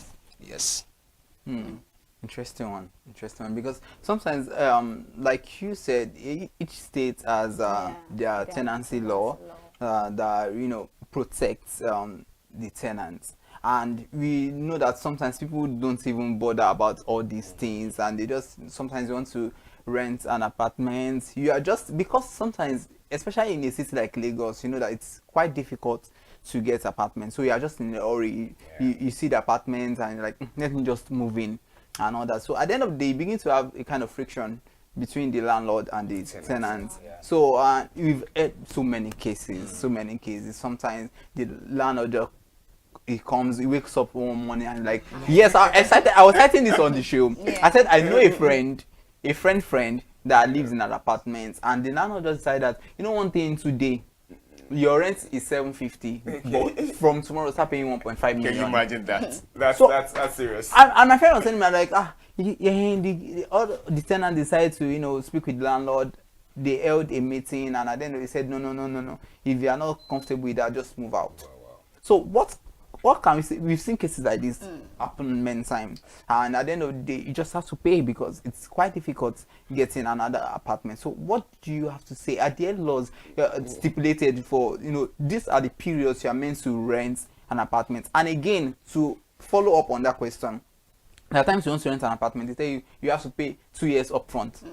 If you don't pay 2 years, you can't get the apartment. So are there laws that say, okay, you can pay 10 years, or there are, specific periods you are meant to pay, and can the landlord increase rent as we are just like Well, when it comes to incrementing rent, I must first of all state categorically that the landlord has a right to increase the rent of his house. As a way, of course, the tenants don't want to hear anything increment. Like, what do you mean? Don't and just pay, don't increase rent. The landlord actually has a right to increase the rent. The rent of his house. But then there's actually a way to go about it. Now, the first one is actually the landlord is not allowed to increase his rent arbitrarily. You can't just say that your tenant was paying ₦1 million just last year, and this year is going to be 3 million naira. No, that's arbitrary and very unfair. So if you are a landlord and you want to actually increase your rent, first of all, you have to issue a written notice. You just don't come and say, your rent yesterday was 750, and today is 1.5. No, that's not how it's done. So you have to issue a proper written notice. The increment has to be reasonable, reasonable to common sense. That's the second thing. And the third thing is that you ask for the due process. That means that you have to serve the notice, you have to give the tenant time. You have to be open to negotiation. You can't just say, I'm taking it to so amount of money and that's just gonna be it. What are the reasons behind that? Is it as a result of the inflation rate in the country? Are you open to make some renovations? Why are you increasing the rents of why are you increasing the rent of the house? Right. So you should be able to state reasons why you're actually doing all of this. And also as a tenant where your landlord has actually increased the rent of his house, I think the first thing to do is not to panic. That's not the first thing to do. The first thing to do is to ask the question: has due process been followed? Did you get a written? Have you been given enough reasonable amount of time? And also, the landlord is not actually allowed to increase it because both of you had an altercation. Okay, you're talking to me anyhow. I'm old enough to be your daddy. And he goes ahead and actually increases the rent like times 3. You're not allowed to increase rent as a means of as a means to show superiority. Exactly. That's not actually allowed. It's not meant to be an expectative means. That's one. And also, you are not allowed to increase rent as a way to force out the tenant. Like, you don't want to leave my house. When I take your rent from 1 million naira to 5 million naira, nobody will teach you leave my house when you cannot pay it. No, that's not actually allowed. So in the event where the landlord actually increases rent, I'll be tenancy tribunal in Lagos State, or even the courts. And now the court has a right to look into the matter and say these increments cannot actually stand. Wow. Yes, the court does. The tenancy tribunal does. They have the right to review the increments. Well, all things being equal, when a tenant is actually served with a notice of increment, both tenant and landlord should actually come to the negotiation table and actually see how both of them can actually reach it as to whether a landlord can actually ask for 2 years and 3 years, which is actually very common in Lagos State. Well, I'd say no. And I'll say yes. Oh, okay. Yes, So the answer to that question is this: depending on the location. Oh, okay. Now, the general rule is that a landlord is not actually meant to collect more than a year rent. That's the general rule. Paying more than a year rent is a criminal offense. Okay. Collecting more than a year rent is also a criminal offense. Okay. But that doesn't actually apply to every area in Lagos. Oh. Yes. So there are actually some areas in Lagos whereby the landlord is actually allowed to charge more than a year's rent. Oh. Yes. Please, what are the locations so that I won't bother going to such locations? Okay. There are actually quite a few of them. Okay. But then the general rule is that a year. It's actually a year, and it's a criminal offense to charge more than a year rent, and also pay. Even if you are paying more than a year rent, you are also liable as well. Oh, yes. So yes, yes. So now what you're saying is that if landlord Remofe decide to ask me tenant Elizabeth to pay more than a year, yes, I can actually sue him. Yes. Thank you very much. Usually the way it works is that if you are still in the house, that can actually work. But if you're about to get into the house, you're just like you just go elsewhere. You might have to actually go elsewhere. So that means even if I ask, for instance, like as a landlord, thank God she acknowledged. So if she wants to move into my house and I'm like, okay, just pay 2 years upfront, and she decided to pay even without saying, I'm a big lady, I can pay, and she ended up paying. That means what she has done is also criminal for her to have even paid the 2 years. It's you also stated about the written notice and enough time, whereby a landlord can actually, before it can hike the price or just wake up one day and say you want to hike the price, they have to be written notice and also a lot of time. But then you also mention that if they didn't give you a written notice and time, then there's tenancy arbitrary, right? The tenancy tribunal. Tenancy tribunal, whereby they can sit, whereby the tenants can look 2 weeks. So yeah, even saying 2 weeks. 24 hours or 3 days. As I'm giving you time. So time is time. So let's just be clear on that time. Yeah. So when it comes to time, it depends on the nature of the tenancy. Now, for instance, if you are a 1 month tenant, you pay every month. You can't expect your landlord to give you 1 year notice of increments. It's not just reasonable, right? So if you pay yearly, I would say it to my mind, I would say that a reasonableness would be 6 months or more. Before the can be increments. Yeah, like okay, by so time I'm going to be increasing so amount of money, So it's about 6 months or more, actually. So it all depends on the nature of the tenant. Is he a monthly tenant? Is he a yearly tenant? So we have to actually look at all of that. Yes. Okay, yeah. My next question would have been, what legal protection that exists for tenants when rent is increased? But then you make mention of tenancy tribunal and the courts. And the courts. Yes. So I guess that is settled right now. Yeah. So okay, what can a tenant do if a landlord issues an improper eviction notice? But then you've explained that too. Okay. Yeah, you make mention of the fact that even if there's a eviction notice, that you can actually sue the landlord if, for instance, it does not follow due process.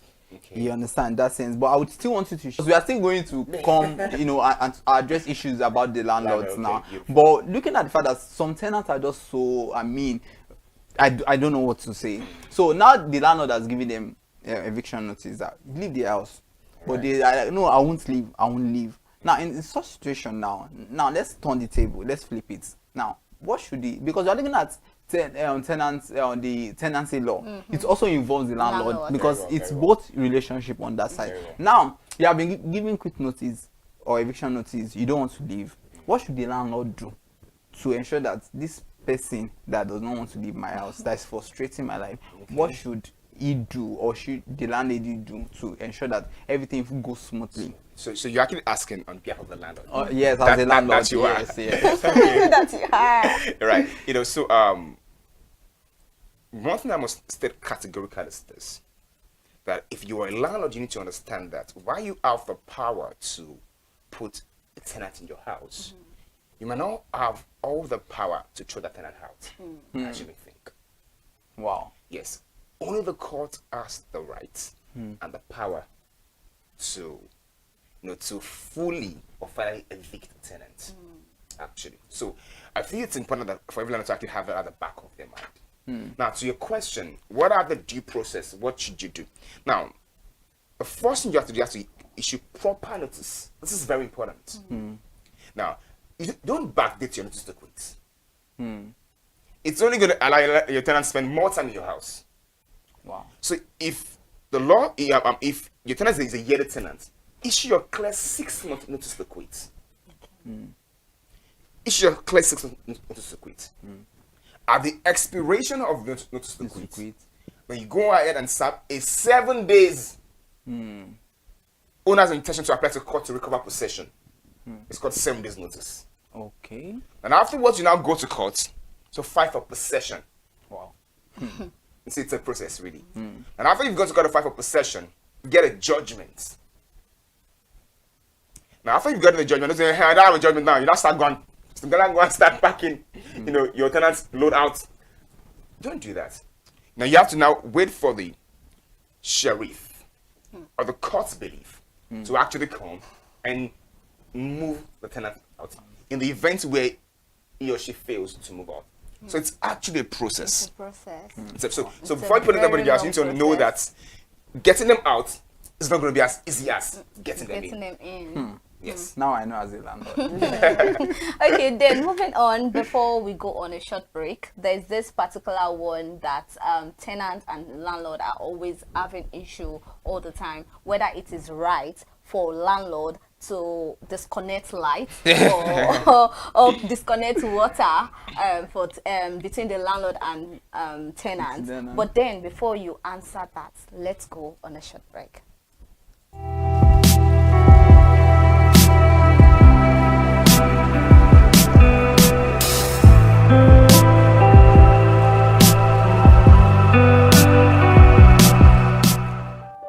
Hey there, do you know in the world today, everyone is a consumer, and as consumers, we all have the right to be heard. In Nigeria today, as a consumer, you have all right to product information, right to fair pricing, right to return goods, right to product labeling, right to fair dealings, and a lot more. Well then, have you heard about the new media channel? ConsumerHalla TV. ConsumerHallaTV. ConsumerHalla TV. At ConsumerHalla TV, our goal is to inform and educate consumers in Nigeria with insightful news alongside development within the fast-paced world of consumers through well-researched, specialized, and analytical content. Our vision at ConsumerHallaTV is to create an engaging platform that provides right connections for meaningful brands in Nigeria, thus creating a more caring world for consumers where business thrive. And guess what? Our ConsumerHalla brand is the first consumer complaint resolution portal in Nigeria, powered by a 72-hour feedback mechanism. We offer consumer advocacy, informative talk shows, branding promotions, advertising, and lots more. Connect with us via our YouTube channel at ConsumerHallaTV. Follow us on our Facebook page, ConsumerHallaTV, our Instagram page, ConsumerHallaTV, and do well to subscribe to our YouTube channel. Subscription is free. ConsumerHallaTV. At ConsumerHallaTV, you deserve to be heard. At ConsumerHallaTV, you deserve to be heard.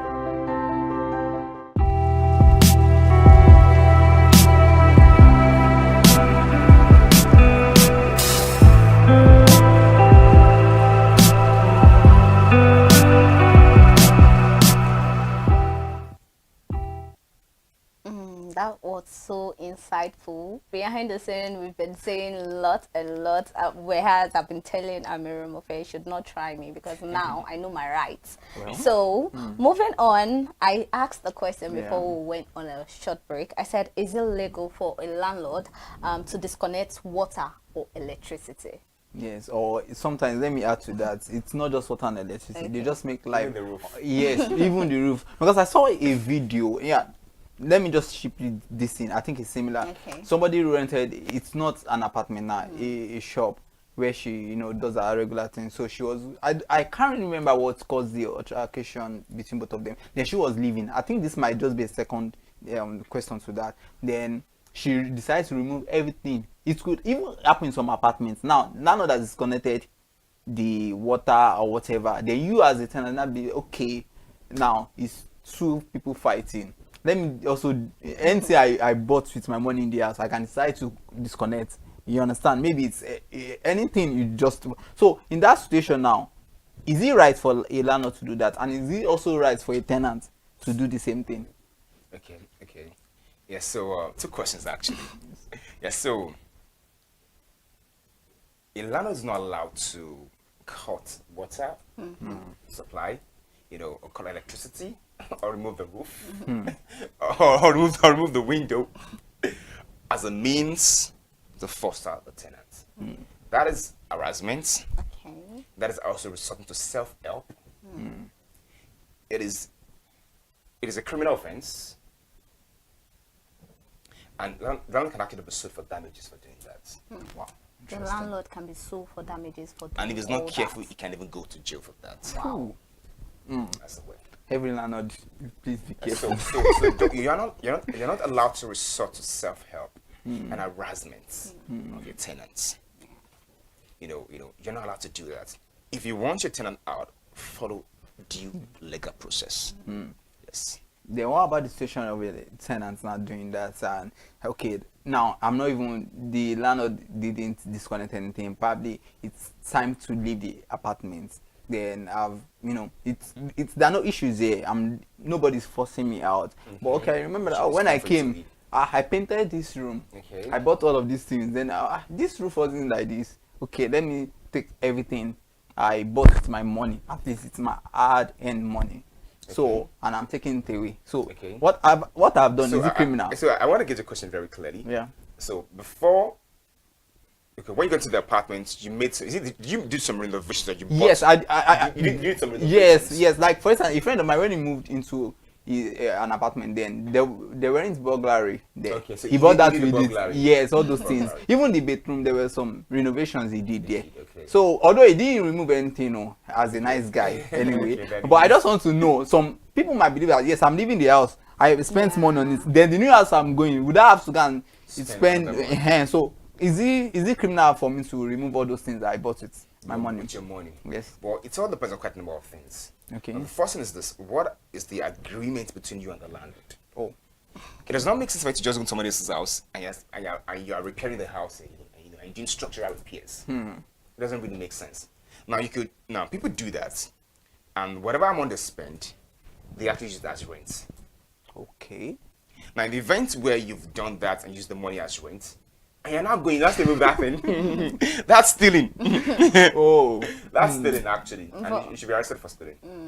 Anything that does that should be arrested for stealing. But I don't think in Nigeria here it is possible whereby they tell you, oh, you pay for it, maybe you won't pay rent this month. I don't think it's the money is spent and it does happen. We're still talking about the agreement. What if we had the agreement that when you are, because sometimes the only issue might then be like, okay, we've agreed, spend your money, when you are leaving you can take anything, then the landlord feel like, no, I've changed my mind, then there's no legal written agreement to back it up. So what happens in such situation? The position of the law is that before you do any renovation on anybody's property, there should actually be an agreement. Wow. So any renovation you do where there's no written agreement, it's to your detriment. Wow. Interesting. Yes. So behind the scene, we talked about whereby sometimes when we have stubborn tenants, I know where you've talked about, okay, it has to be by process. There are a lot of process that goes by here. They said 6-month notice, then another 7 days. Sheriff, wait for the sheriff. So now I want to ask, what is the legal process for removing a difficult tenant? Okay, after all this process. Yes, now they've asked you to leave. Yes. Yes, I know. They've asked you to leave. They've gone to court and all of that. Even the court, they've come to say, okay, please, we are begging you now, leave. But no, I'm not leaving. My destiny is just to stay. So in such situation, what will happen at the end of the day? Okay, well, first of all, a tenant's destiny cannot be in the landlord's house forever. So once the landlord has followed due process, which are first of all issue a notice to quit, and afterwards a 7 days notice, and afterwards go to court and fight for possession. And when you get judgment to take possession, don't rush in there and try to take possession. You have to wait for the sheriff of the court or the court's belief to actually come and execute that judgment. And more often than not, what they do is that they move they pack the load of the tenant. They enter his house into his apartment. The pack is there and move everything outside. And it's the courts anyway. Yeah, I mean exactly, and then they hand you the keys. Set the machinery of law in motion. That's your job as a landlord, and that's the reason why you have to be careful for putting anybody in your house. And that's also where tenancy agreement actually comes to play. So the tenancy agreement allows you to be able to regulate, the rules that you actually want to play by. But it is either a tenancy relationship. Is that a tenancy relationship is subject to the law, circumvent some things. Right? You can say, what, for me, I'm gonna be able to issue you the 6 month notice to quit, but I can give it 2 month notice to quit. Based on deal. Yeah, based on the agreement. You can say, okay, what?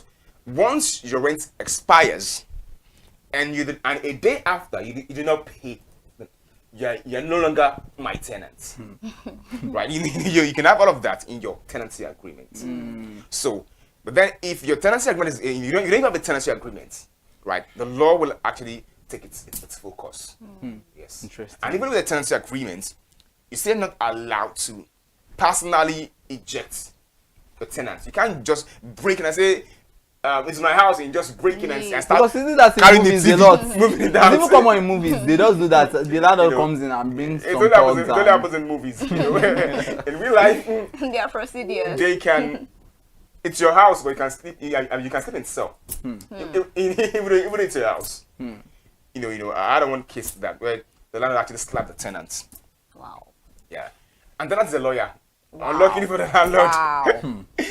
So I believe I need to tell the middle part of the story. Pick the man up by the police. That's an assault. Picked him up, locked him up. And he was about to start a criminal process against him. I had to be the one to go and say, my colleague, please. Just give me this one. I had to ask the landlord to actually apologize to the tenant. You don't do that. Yeah, you might be quite young, you might be quite elderly, but you don't assault your tenant because you feel you are landing, you're higher, you're up there, and your tenant's actually low down here. As what you know. So it's actually more about mutual respect. Tenants should actually respect the landlord, and the landlord should also, in return, respect the tenant as well. So it's not easy to be a landlord. It's not so easy to be a tenant. So that's just it. Okay, so how can landlord protect themselves from non-paying tenants? Another issue. Because there's some people pay for house maintenance. There's nothing they want to pay, but they want to enjoy all their amenities, and they are not paying for any utility. They just want to keep enjoying. So how would a landlord like me just protect myself against not paying tenants? Okay. It is important for the landlord to do due diligence before accepting a tenant. You want to be sure that the person you're bringing on as tenant has the capacity to continue paying for your rent. You want to be sure of the character of the person. Yes. You want to know a lot. You want to gather as much information as you can gather about the person. I think that's the first issue of a landlord. Just the person you're bringing in as a tenant has the capacity to retain that tenancy over the long haul.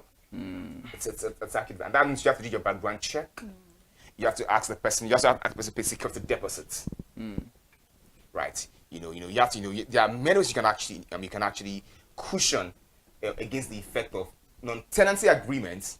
Can also categorically states that upon your inability to pay, there are ways you can actually re-engineer your tenancy agreement, between the both of you, between the both of the tenants and the landlord, such that in the event where the tenant is actually unable to pay any longer, evicting him or her will not really be an issue. But where there's no tenancy agreement, and where you did not do your background check and just brought anybody into your house, evicting such tenants might actually be a bit of a problem.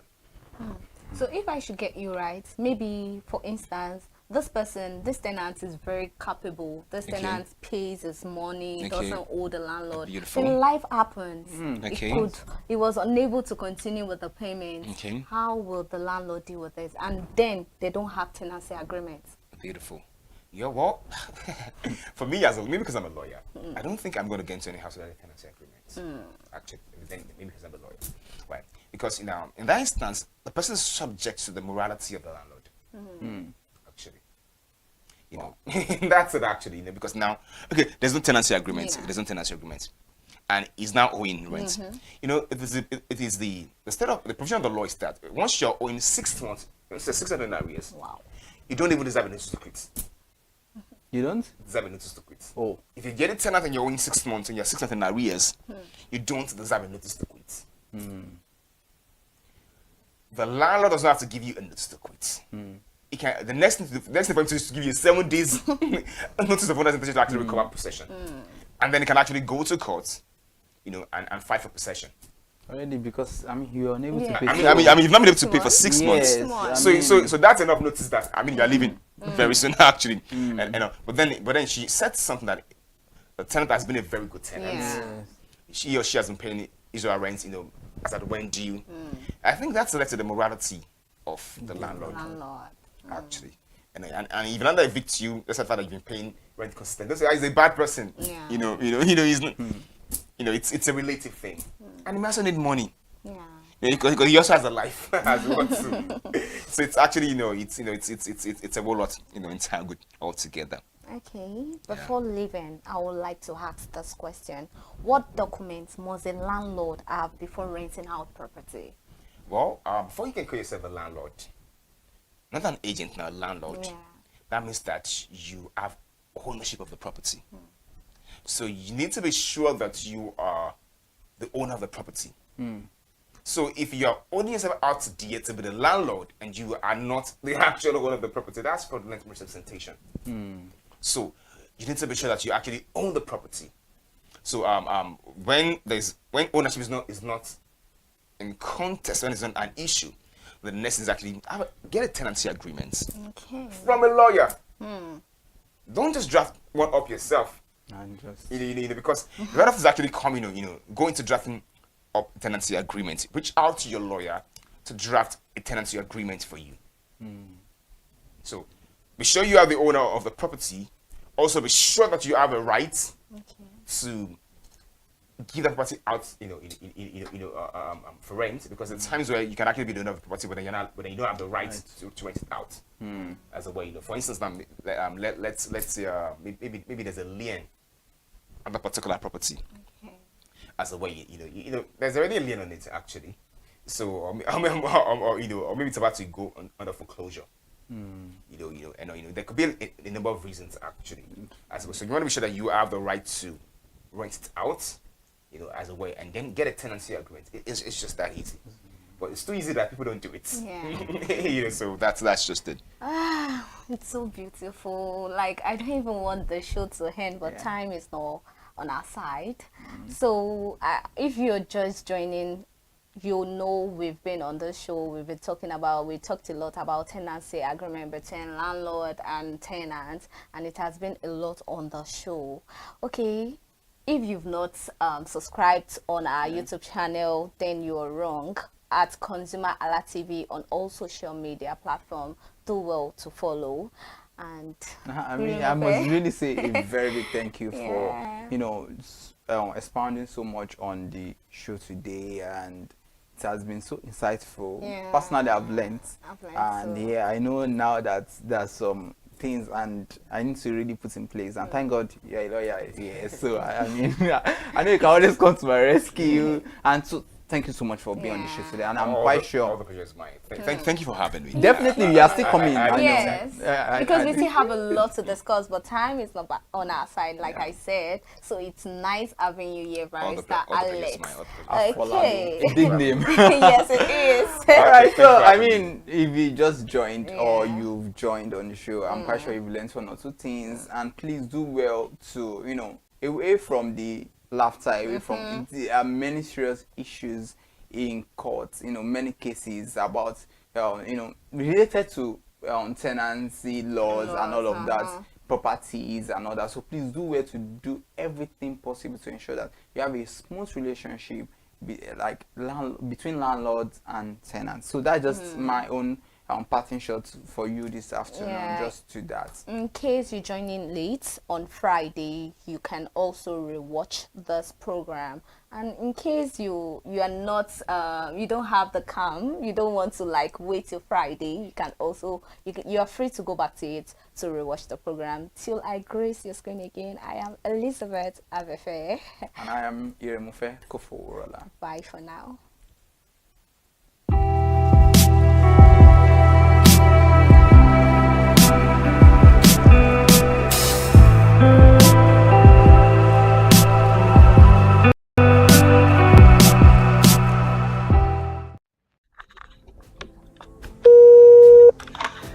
Hello consumers, you have the right to be heard, absolutely. So join us on the conversation, share your brand experience, where you tell us all your experiences about brand on the outer world via our YouTube channel every Wednesday from the hour of 4:20 to 5:20. You can watch us via our YouTube channel ConsumerHallaTV, and subscription is free. Follow us on all our social media platforms, ConsumerHallaTV. Share your brand experience. It's about storytelling. It's about experiences. Hello consumers, you're welcome to another exciting episode of Consumer Voice on ConsumerHallaTV. I am Matilda Omenai. As you already know, Consumer Voice is a show where we'll be visiting different places in Lagos to check how people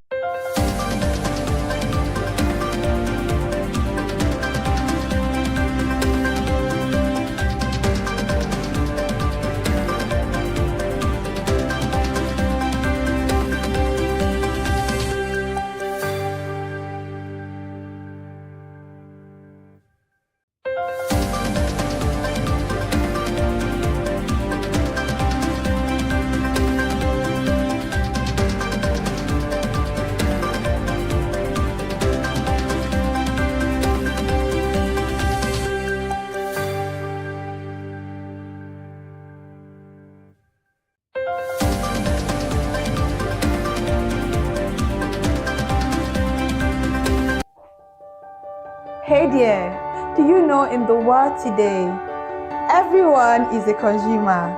Consumers, we all have the right to be heard. In Nigeria today, as a consumer, you have all right to product information, right to fair pricing, right to return goods, right to product labeling, right to fair dealings, and a lot more. Well then, have you heard about the new media channel? ConsumerHallaTV. ConsumerHallaTV. ConsumerHallaTV. At ConsumerHallaTV, our goal is to inform and educate consumers in Nigeria with insightful news alongside development within the fast-paced world of consumers through well-researched, specialized, and analytical content.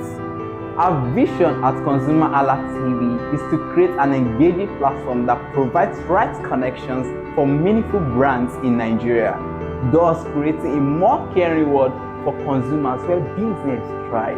And guess what? Our ConsumerHalla brand is the first consumer complaint resolution portal in Nigeria, powered by a 72-hour feedback mechanism. We offer consumer advocacy, informative talk shows, branding promotions, advertising, and lots more.